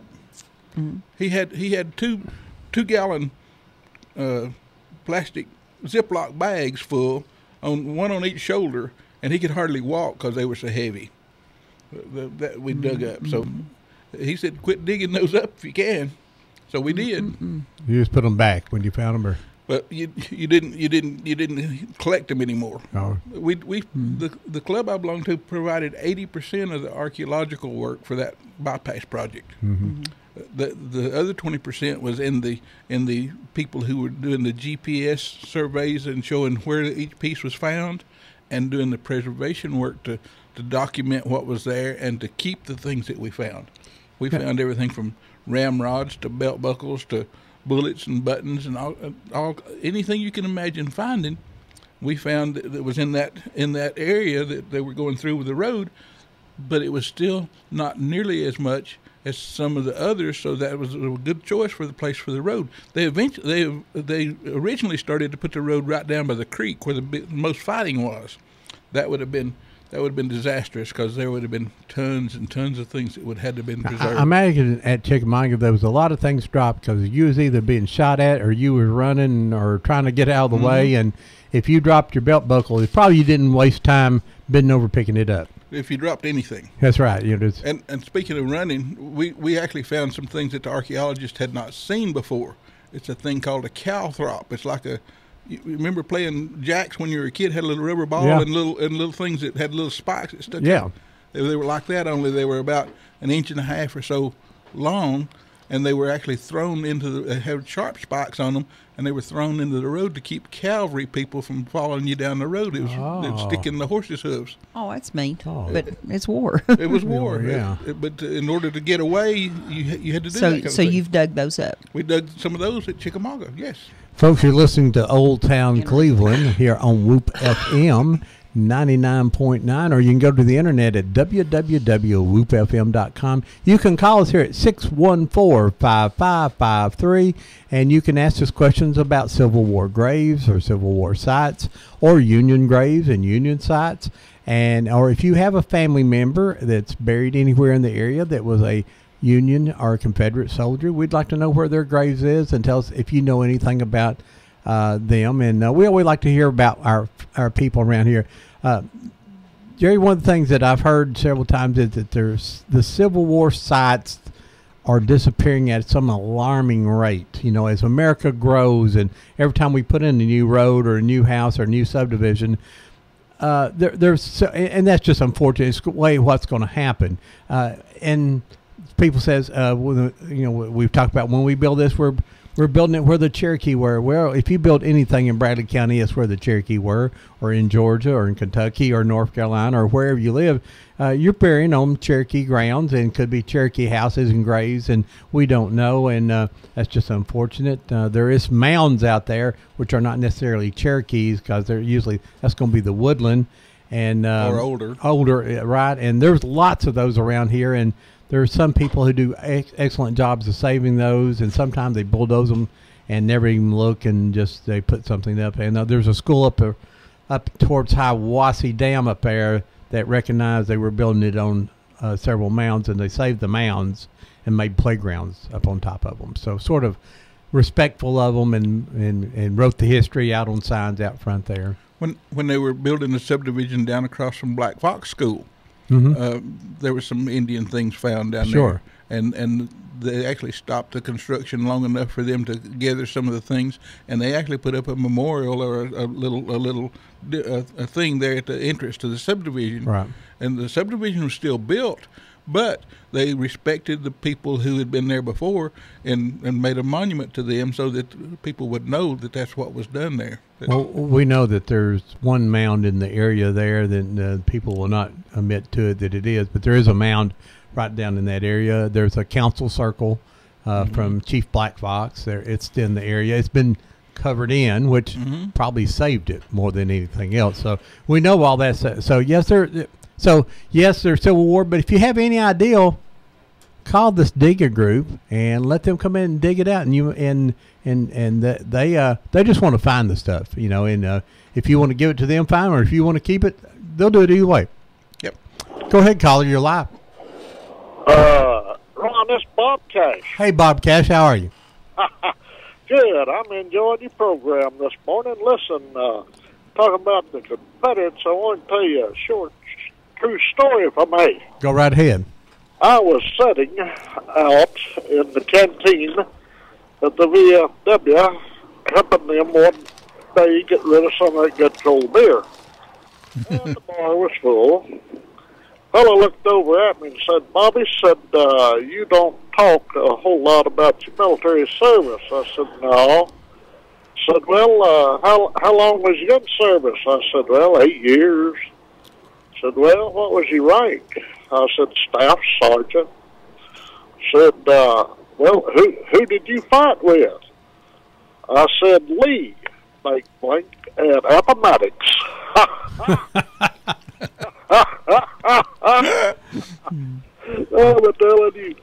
we're glad you were on our side. Yes, sir, boss. Well, listen, I'm going to enjoy the rest of your program today. And Red, now, do you think Red was a Yankee or a Confederate? She was a Confederate. Well, now, she's a good girl. Yes, she Yeah. Well, now, she was here earlier, and I give her your phone number. Okay, yeah. She's supposed to call you. Maybe she'll call. She gets a lot of money. And we'll take off a little bit.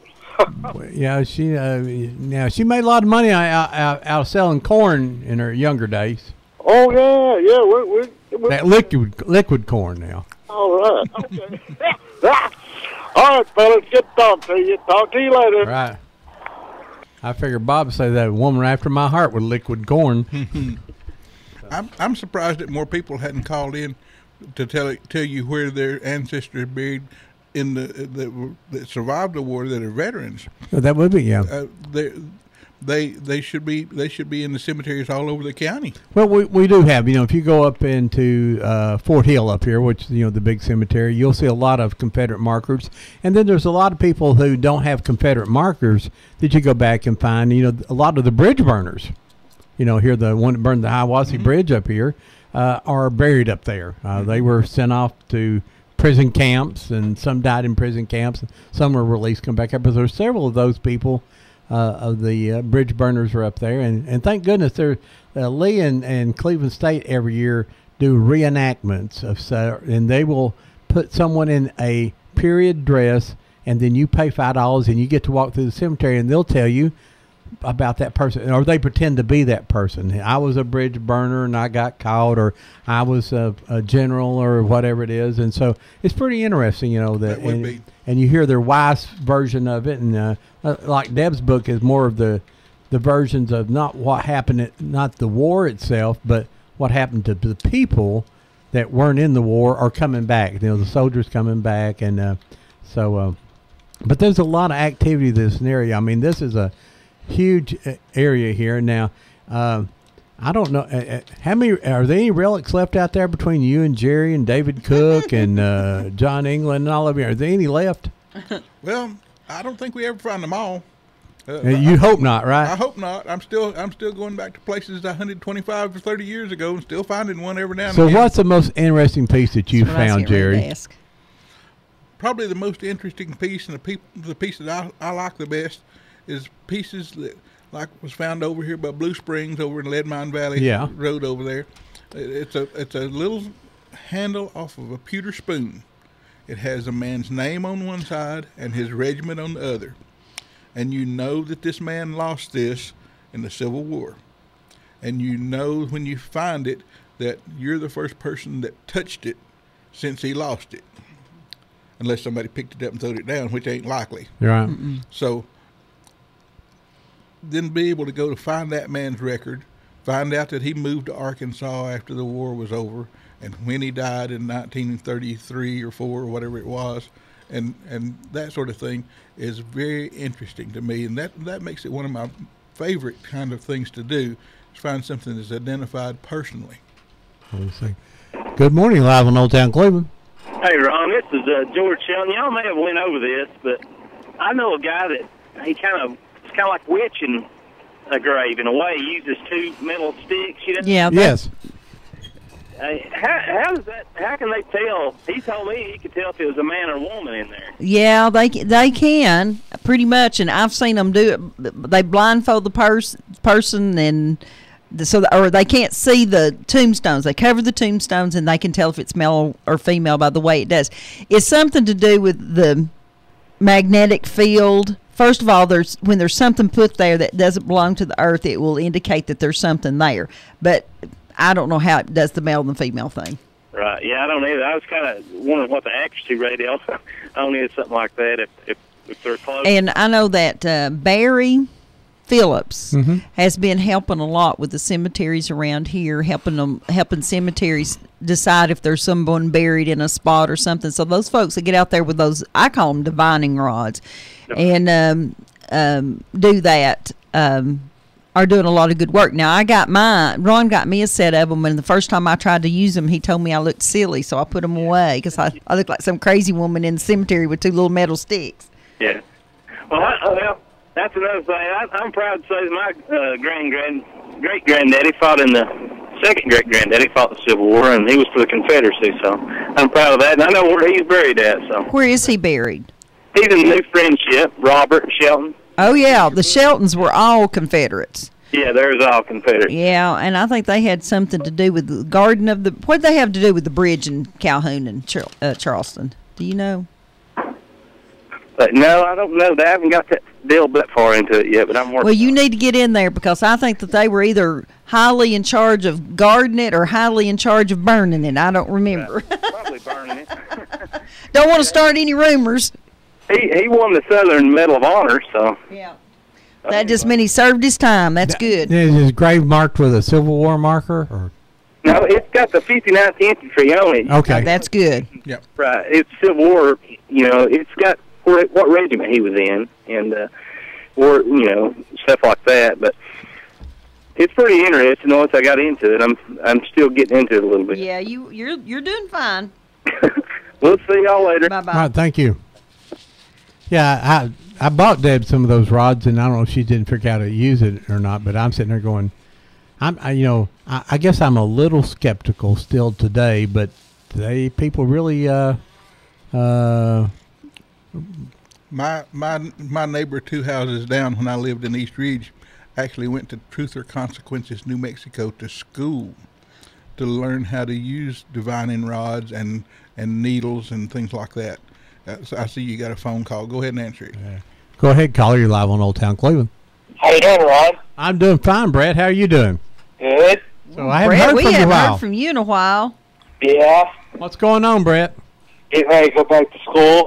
Yeah, it's getting close. Football season's getting here, isn't it? Yeah.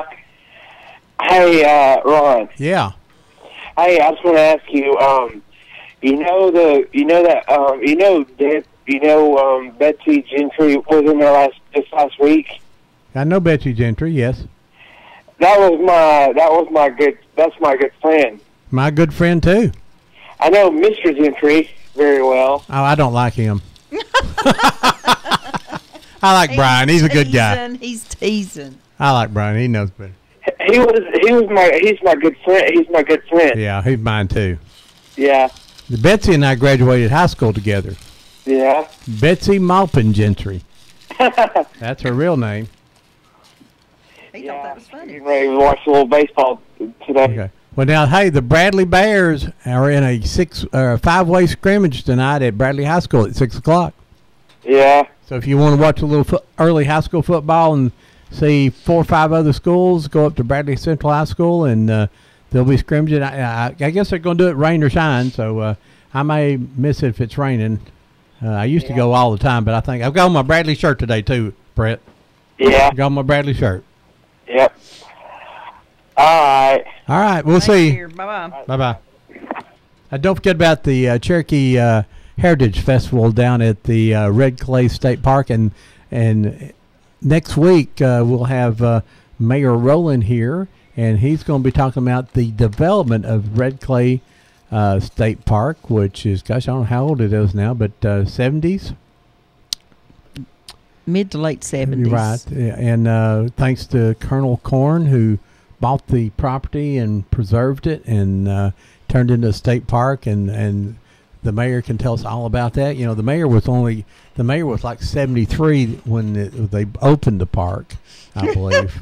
73, 74 maybe. I'd get that in his early 70s at least.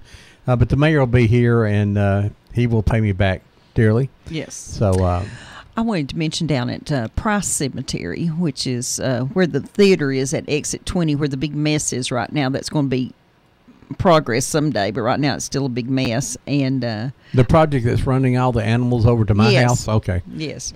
And I know someone online here mentioned, I believe, a John Trotter that's buried there that was a Union soldier. But also there was a fellow named Andrew Jackson Cantrell. And he was 104 when he died. And he was a Union soldier, and he was a fiddler. And every time I find a picture of him, he's fiddling. Oh. Was that his job in the war? I don't know what his That'd job be a in the war good was. job, you know. Go ahead, caller. You're live on Old Town Cleveland. Hey, Ron. Hey. Jerry. Good morning. John England here. Hey, John. I see y'all. Morning, John. Hey. I see y'all are still working on those biscuits.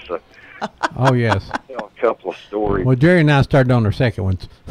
No, Jerry didn't. Well, Jerry may remember this, but Ron, I'll tell you a story about Bragg that you Okay. kicked out of. There was a paint company in Chattanooga called the Gilmer Paint Company, and they had a color chart with different colors, and one of the colors was Bragg blue. Bragg blue. And we kind of figured that the owner of the paint company was actually a buff, and did that on purpose to call that Bragg blue. Could be. Because of General Bragg there, if you follow. So, John, what's the most? How many battlefields have you been to? Have you been to a lot of them? I like Shiloh and Chickamauga, and of course I had relatives from Rocky Face, Georgia that were. We have a 1922 article. I need to bring that in sometime from Macon, Georgia, where my great uncle, he was one of the guys that was outside the door with Lee and and Grant in the McLean house. And we've actually got a newspaper article from Macon, Georgia that I never believed it. I always thought it was just a legend. Yeah. And I heard that all my life, but he's buried in the Pleasant Grove Cemetery down in Dalton on the Dalton Highway. Mm-hmm. Know where that's at? Otis, Montezuma, England. Well, I'm glad they didn't name you after him, John. Yeah, Benning's Brigade. He probably got that name because of somebody in the family's service in the Mexican-American War in 1846. John. There you go. Very interesting. Yeah, he walked home from Appomattox to actually Doug Gap, or the Hurricane. That was the England family farm. They said if you know where the Hurricane is, you come off of Doug Gap down into Mill Creek, where the Bath store was. Actually, my family used to own that Bath store right there, and but that was the England family farm that was settled in 1840. So yeah, he walked home from Appomattox. I like Shiloh. Jerry and I've been out to Shiloh together out there. We have. Yeah, 25, 30 years ago. But hush, John. I got a story that I'll tell real quick. In the official records of the War of the Rebellion, there's a reference to a farm out west of Sweetwater called Pridmore's. Y'all familiar with that name, Pridmore? Yes. Okay, Jerry, you familiar with it? Yes, sir. ORs. Well, I think that he was a plantation owner, and that he actually had some contracts with the federal government, the federal military, during the Indian removal era. And when the Civil War broke out, this Pridmore, he may have gone off to battle, or may have gone off to battle, and or may have gone back up north or something. But anyway, he got gone, and the slaves continued those military contracts with the federal military, the Army. And I think that these slaves were providing, quarters and supplies and stuff. Did you kind of interpret that way from what you all read about Pridmore's? I haven't read all that. I haven't read all that much about it, John. Well, it seems like that they were providing kind of a rest stop, aid station for federal forces moving through. But anyway, I want to tell a cute story that was out there kind of trying to locate that farm. This has been about 25 years ago, and found a cemetery that had been totally abandoned, and walked in there, and all the headstones had been kicked over, and they were completely grown over. You could just see the outlines of all the headstones covered in ivy and leaves and stuff. And I was in there by myself. It was pretty spooky, but I reached down to clean off one of the headstones to see what it read, and it said Thomas Pridmore. So isn't that something? They go in there and the first one that you clean off, you find the guy that you're actually looking for. And That is yep. Yeah, I may go back up there sometime and kind of do a little more research on that and try to find out if that would be a great story. Actually, it'd be a great move. That the freed slaves continued on the arrangements with the United States Army and everything, and provided supplies and that sort of stuff to the federal forces coming going up and down the valley there. You see what I'm saying? Yeah, they did. Probably And it's not practical. unusual to find the information on that during the war, but after the war, it's a bit more unusual, I would think. Yeah. I'm sure all that went on because they had to be down here Yeah. doing what they were doing after the war. Yeah, if y'all ever run across anything on that, I'm going to kind of follow up, because actually recently I've kind of been out there west of Sweetwater looking around, talking to people. Not a lot of people know much about it, and I think it's kind of an interesting story that, that these slaves actually, after the slave owner and everybody left, that they continued to aid and help the federal military forces kind of coming and going out through there. You see? Yep. Yeah. All righty. Well, thanks, John. Okay. Good bye. to hear from you. Bye-bye. Yeah. When did you put up the flagpole at Silverdale?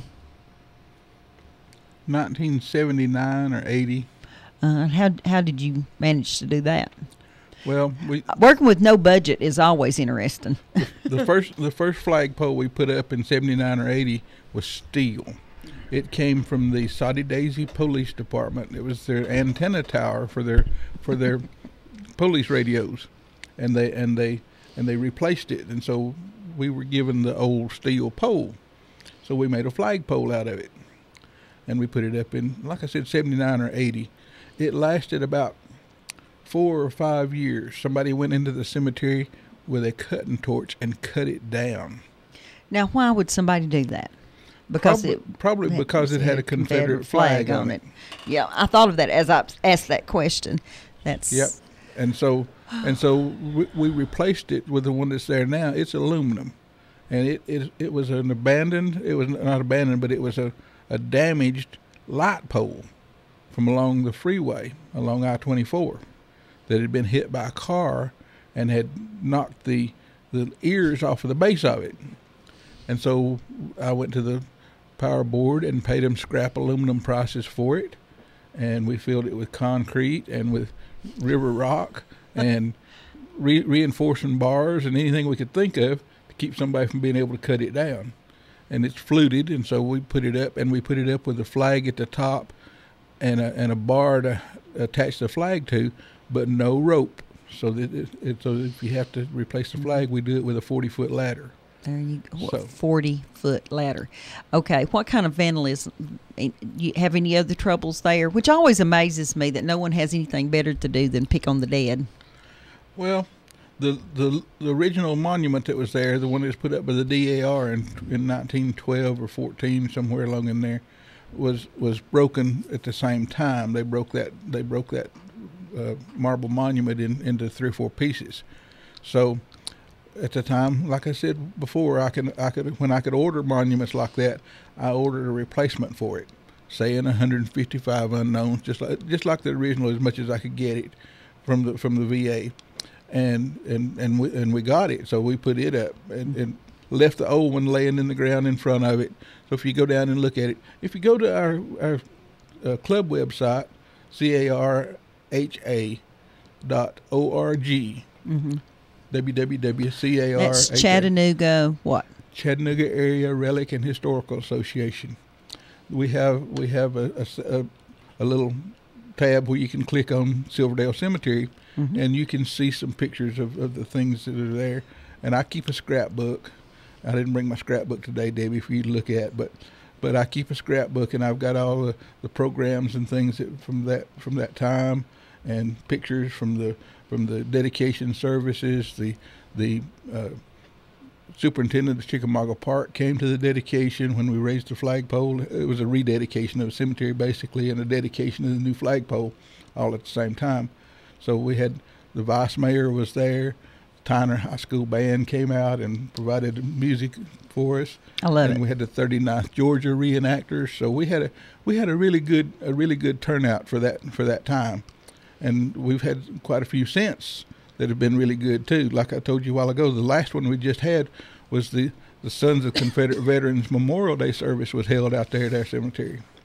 So that's kind of neat. Let me ask you, as you come off the road, there's a big portal there, the big concrete there. I mean, when was that there originally, or when did that get put up? That was put up by the Highway Department when Highway 11 was the main road coming to Cleveland, and it was put up out there along the highway in 1946, just after the war.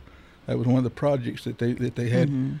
It wasn't a WPA project because that was already over with, but it was one of the projects that the Highway Department. Because it's a big.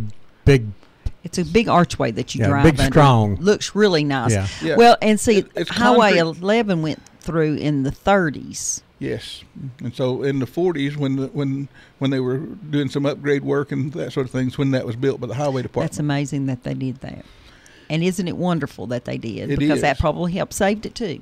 They took one of the cast iron tablets from the side of the wall of the cemetery and put it over the top of it, and some of the other cast iron things were donated by some of the foundries in town, so that it was not a strictly a DOT type project. It was cooperative between the people in town and the Confederate Sons of the Confederate Veterans in the 40s, because we had very few real veterans left.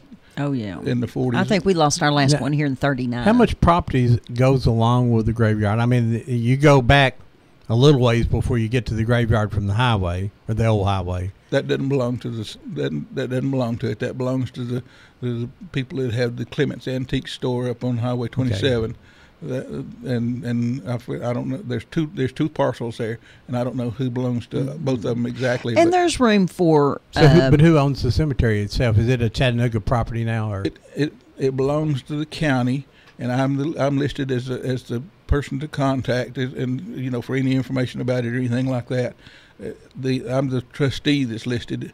We went to the court, the county chancery court, and got trusteeship in probably in 80 or 81, sometime along about the same time, because we were taking care of it. We didn't know who owned it, and we had to ask who owned it. So we finally found out that the county owned most all the cemeteries and things. So we went to the court to try to find out who the trustee would be, and the last one of the Confederate veterans was one of the last trustees, and he was dead, of course, and so there wasn't anybody had been appointed as a trustee since.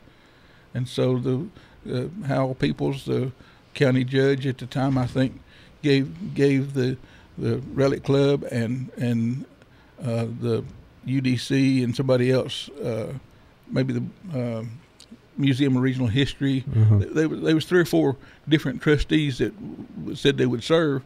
None of them ever did anything but the Relic Club. We're the only one that ever did. And we've been faithful to it. You have been. And I have never been there that it didn't look really nice. And there's room out there between the little exit and those 2 parcels you're talking about. Somebody could put something there, but they could still respect the cemetery. They do. And the people that have been the there. people at the motorcycle place, it's part of them.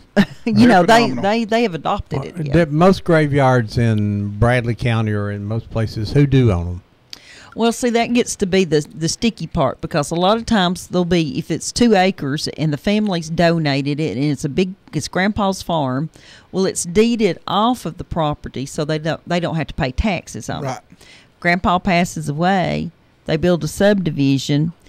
Nobody is the trustee of the cemetery, and it gets vandalized and grows up, and everybody stands at the fence and looks at it and goes, well, what a shame.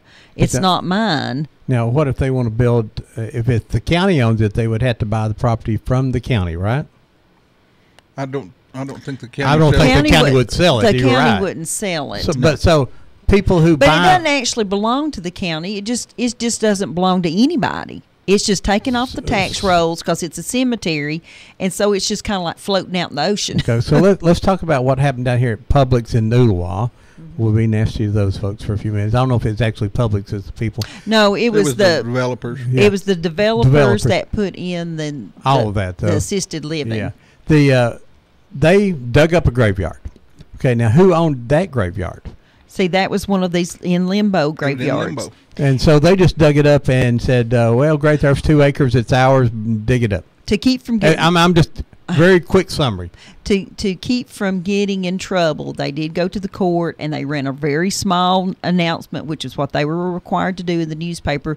They ran it the second time. Somebody from the Brown family showed up and said, my ancestors are in that graveyard. I do not want it moved. And they said, well, you're the only person that has complained. Too bad. We're going to take real good care of them. We're going to move them somewhere else. But what they didn't understand is that it was on a mound. What do you think, Jerry? A small mound? Something. It was a mound that had, then the white settlers were buried there. Well, nobody mentioned that. And they just dug them up, and I went down there, and all the tombstones were piled in a big pile, and all the bodies were under one big tarp. And don't worry, we're going to put them back where they belong. And I'm thinking, no, you didn't do that. So when they got ready to put the people back in the ground, according to the guidelines now, they did not allow enough space to put that many bodies back in the ground. And then there was another big hoo-ha. Now you go down there, and there's a cute little cemetery with a nice little fence around it, and there's a metal sign that tells you about the cemetery. That it's in the center of the cemetery that I can't read from the fence, so I don't know what it says. Well, but basically, though, I think there was plenty of room that they could have left it where it was at and built their little building there and looked like really nice neighbors taking care of a cute little cemetery. The state law says that you have to send notice that you're going to move them, but your family cannot stop it. As long as you give them notice. I believe that's the way the state law is written. I'm not. It's generally if there's a big hoo-ha. But see, the thing of it wasn't publicized or anything. That's public relation problems, but legal issues is they can move them. When people own a farm that has a cemetery on it, there's nothing to stop them from being able to actually go and take the tombstones down, pile them over in the corner of the fence, and bulldoze the whole thing. Yep. But when you're involved with an agency or a developer or something like that, there are some laws that come into play. I worked for the Tennessee Valley Authority, and the Tennessee Valley Authority flooded most of the farmland in Tennessee River. Right. I've got a lot of pictures of them removing bodies. Well, they had crews that was their whole job, was to find the cemetery, find the bodies, identify the bodies that could be identified, and map where each of the people were buried, and then consult with the family to find out where they wanted them to go, if they had a different place they could put them, or to buy and build a new cemetery like Debbie was talking about they did, and then put them back with the identification that they came with. My job, the first job that I had at TVA was in their mapping department, where I drew the maps of the relocation cemeteries for Thames Ford and for Land Between the Lakes and projects that were going on at TVA at that time. So I actually drew the maps that showed where they came from, and actually penned in ink on parchment, not on parchment, but on linen that had been heavily starched, so that there would be a good record of it. And those maps that I made are still down in Atlanta and being preserved. Yeah, we went to the National Archives there and got some of the pictures of families watching their graves being removed and loaded on pickup trucks and hauled somewhere else. And it was well documented, and it was well done and well run. But a private developer doesn't have to do that. If he bought if he bought the family farm, he can just plow it down. That's exactly right. So now, and I think that's sad, but welcome to the real world. The dollars are more important than any kind of history. But if it's a cemetery that's a maintained cemetery and it has a trustee, then they got a different problem. Now this is one of the truths of it, and that's why the Relic Club wanted to have the trusteeship for the Silverdale Cemetery. Yep, protect it. So that we could protect it, and we've done that against the DOT. Like I told Debbie, they were trying to take half of it for the exit ramp that was built there.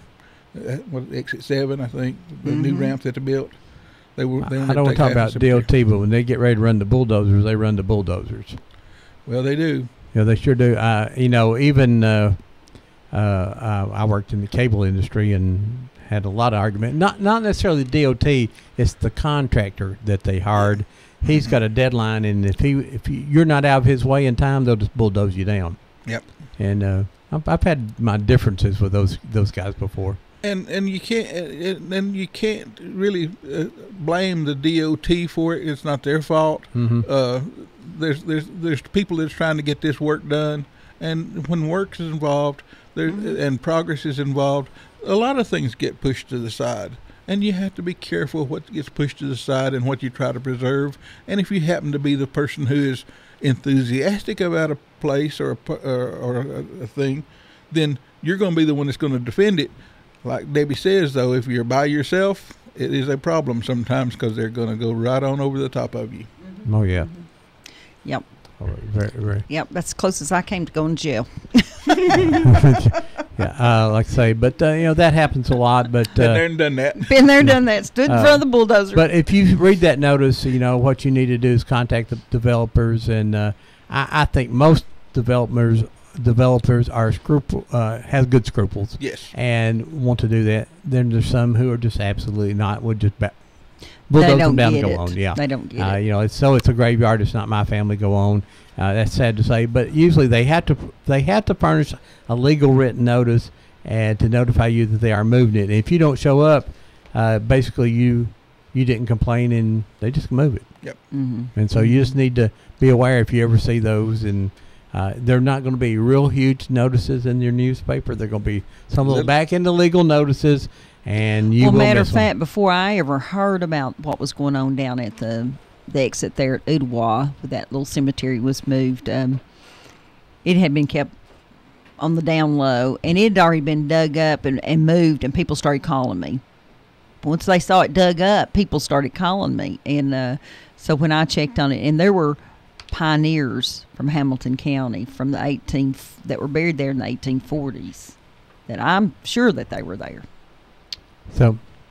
Just welcome to America. Yeah, pretty darn good place to live, but there is some things going to happen. We can. But the cemeteries and the graves that we've been talking about today, they're very good that we've been talking about them, because that helps to preserve the history of them, and that helps the family to know that somebody cares. Like I said, the guy came from Texas to see his great-grandfather, and he came back last January and brought the man's great-great-grandson with him. And took pictures, and I have pictures of those. Well, those are on our website. I know Deb and I went up to Greenville trying to find some relatives of mine, and we didn't know where we were, so we didn't find them yet. But find a grave is a good thing, Ron. Oh, yes, it is. You need to. Well, we knew there was a grave. We just didn't know where that was actually in Greenville. I mean, we've got the church name and everything, but like we say, that was the first time that we'd been. So we got ourselves orientated now a little bit, and we'll do a little bit more research before we go back the next time. But it was pretty exciting. If someone who appreciates the work you do wanted to donate some money to help you keep that cemetery up, is there a place they can go to donate? Yes, the Relic Club, of course, has their website, and they can get in contact with me. I'm the trustee for the cemetery, and the cemetery now is incorporated as a 501(c) organization, so donations can be made. We would appreciate any donation. So, I mean, if someone gives you $5, that's $5 more than you had, right? Yes, sir. That's a gallon and a half of gas. We use the money to take care of the cemetery, to provide the wreath for the motorcycle guys that come and lay a wreath. We're putting a monument up to the Order of the Southern Cross, which was a charitable organization that was started at Tyner. And it was for the families of the Confederate families of the Confederate soldiers, their wives and children and stuff, that were orphaned or something. I didn't realize it started at Tyner. It did. That's something I learned today. It started at Tyner, and we're in the process of getting a monument put up to it, and it's going to sit inside the cemetery because there's not another appropriate place so we can put it in Tyner where it won't be vandalized. Well, monuments are not cheap. No. I mean, even a small monument's not cheap. So so if you want to donate $5, $10, you can go to their website, and there's a place for you to click. Tell them that website again. www.carha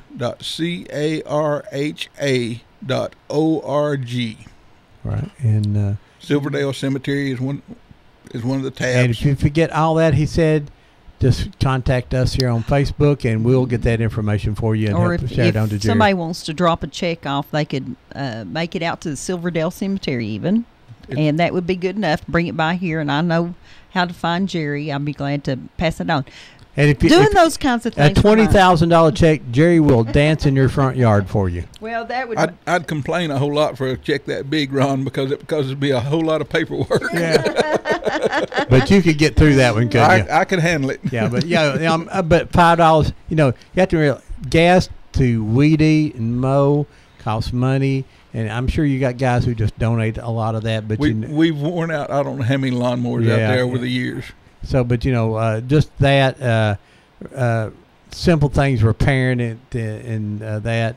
So I just want you to know that this is a great organization, and if you got a Confederate heart to you, and these were graves that were lost. If it wasn't for Jerry and his technical class in 1962, this wouldn't been here. Mm-hmm. But most likely, wouldn't have been here. Well, let me mention something before we get going here today, because here at the end it seems to roll really fast. All of you listeners will remember Pappy Lee, and Pappy used to call in and tell us some of those fabulous bits and pieces of history from Bradley County. Well, we lost Pappy this spring, and on July the 27th, his widow, Vicki, lost her house. It burned in 8 minutes. And she lost everything that she has. They had a 13-year-old living with them and a dog. And fortunately, the 13-year-old and Vicky and the puppy got out okay. I taught her sons, Alan and Brad, in elementary school. And we lost Alan in 1997. He was murdered. So she's really had some rough times.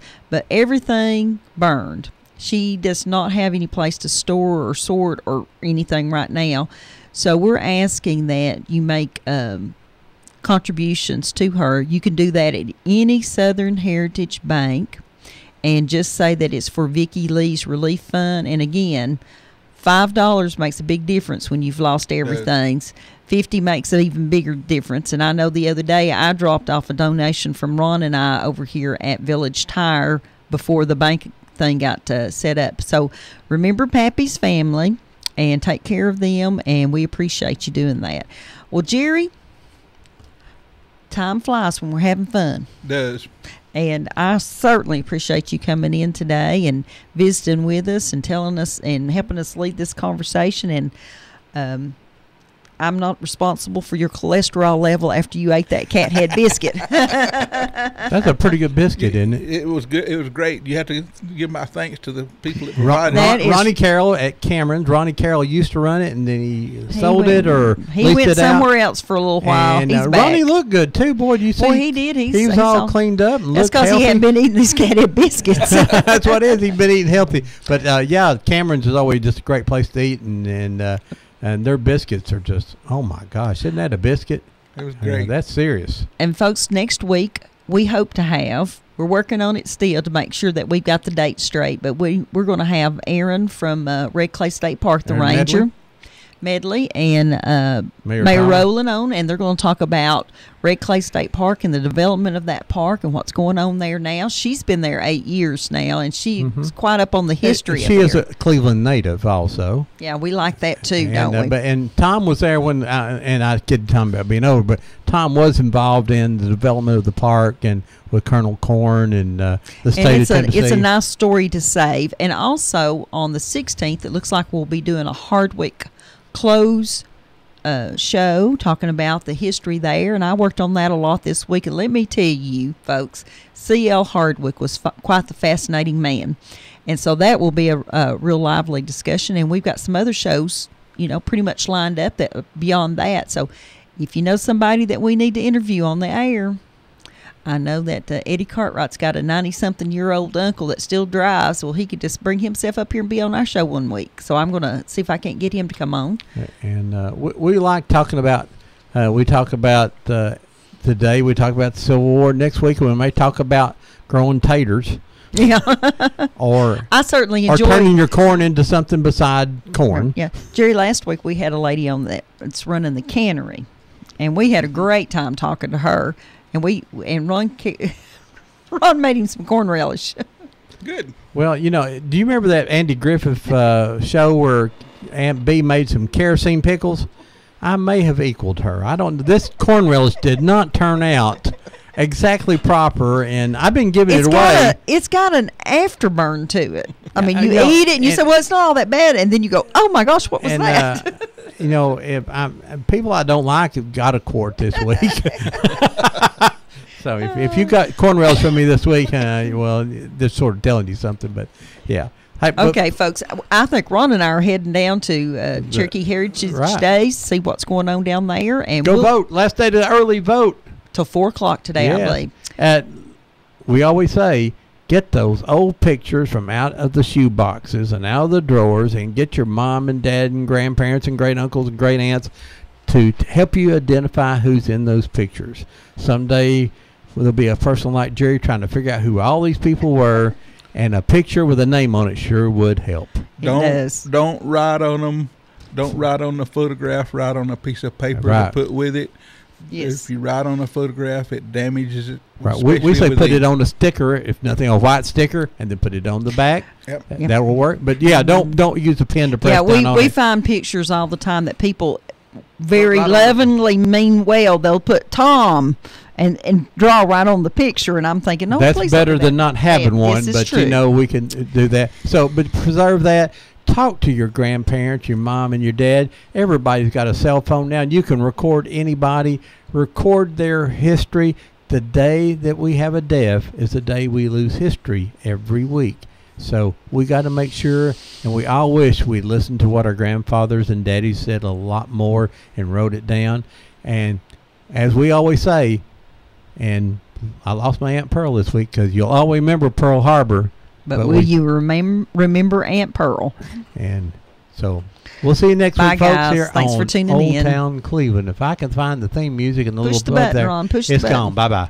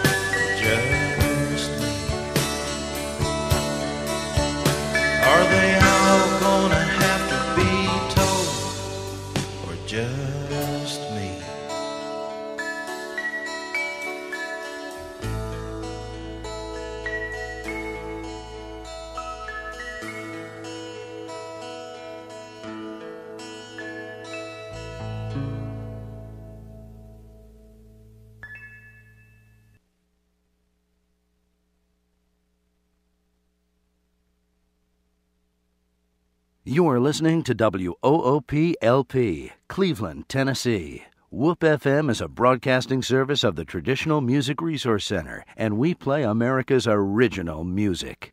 You need money overnight?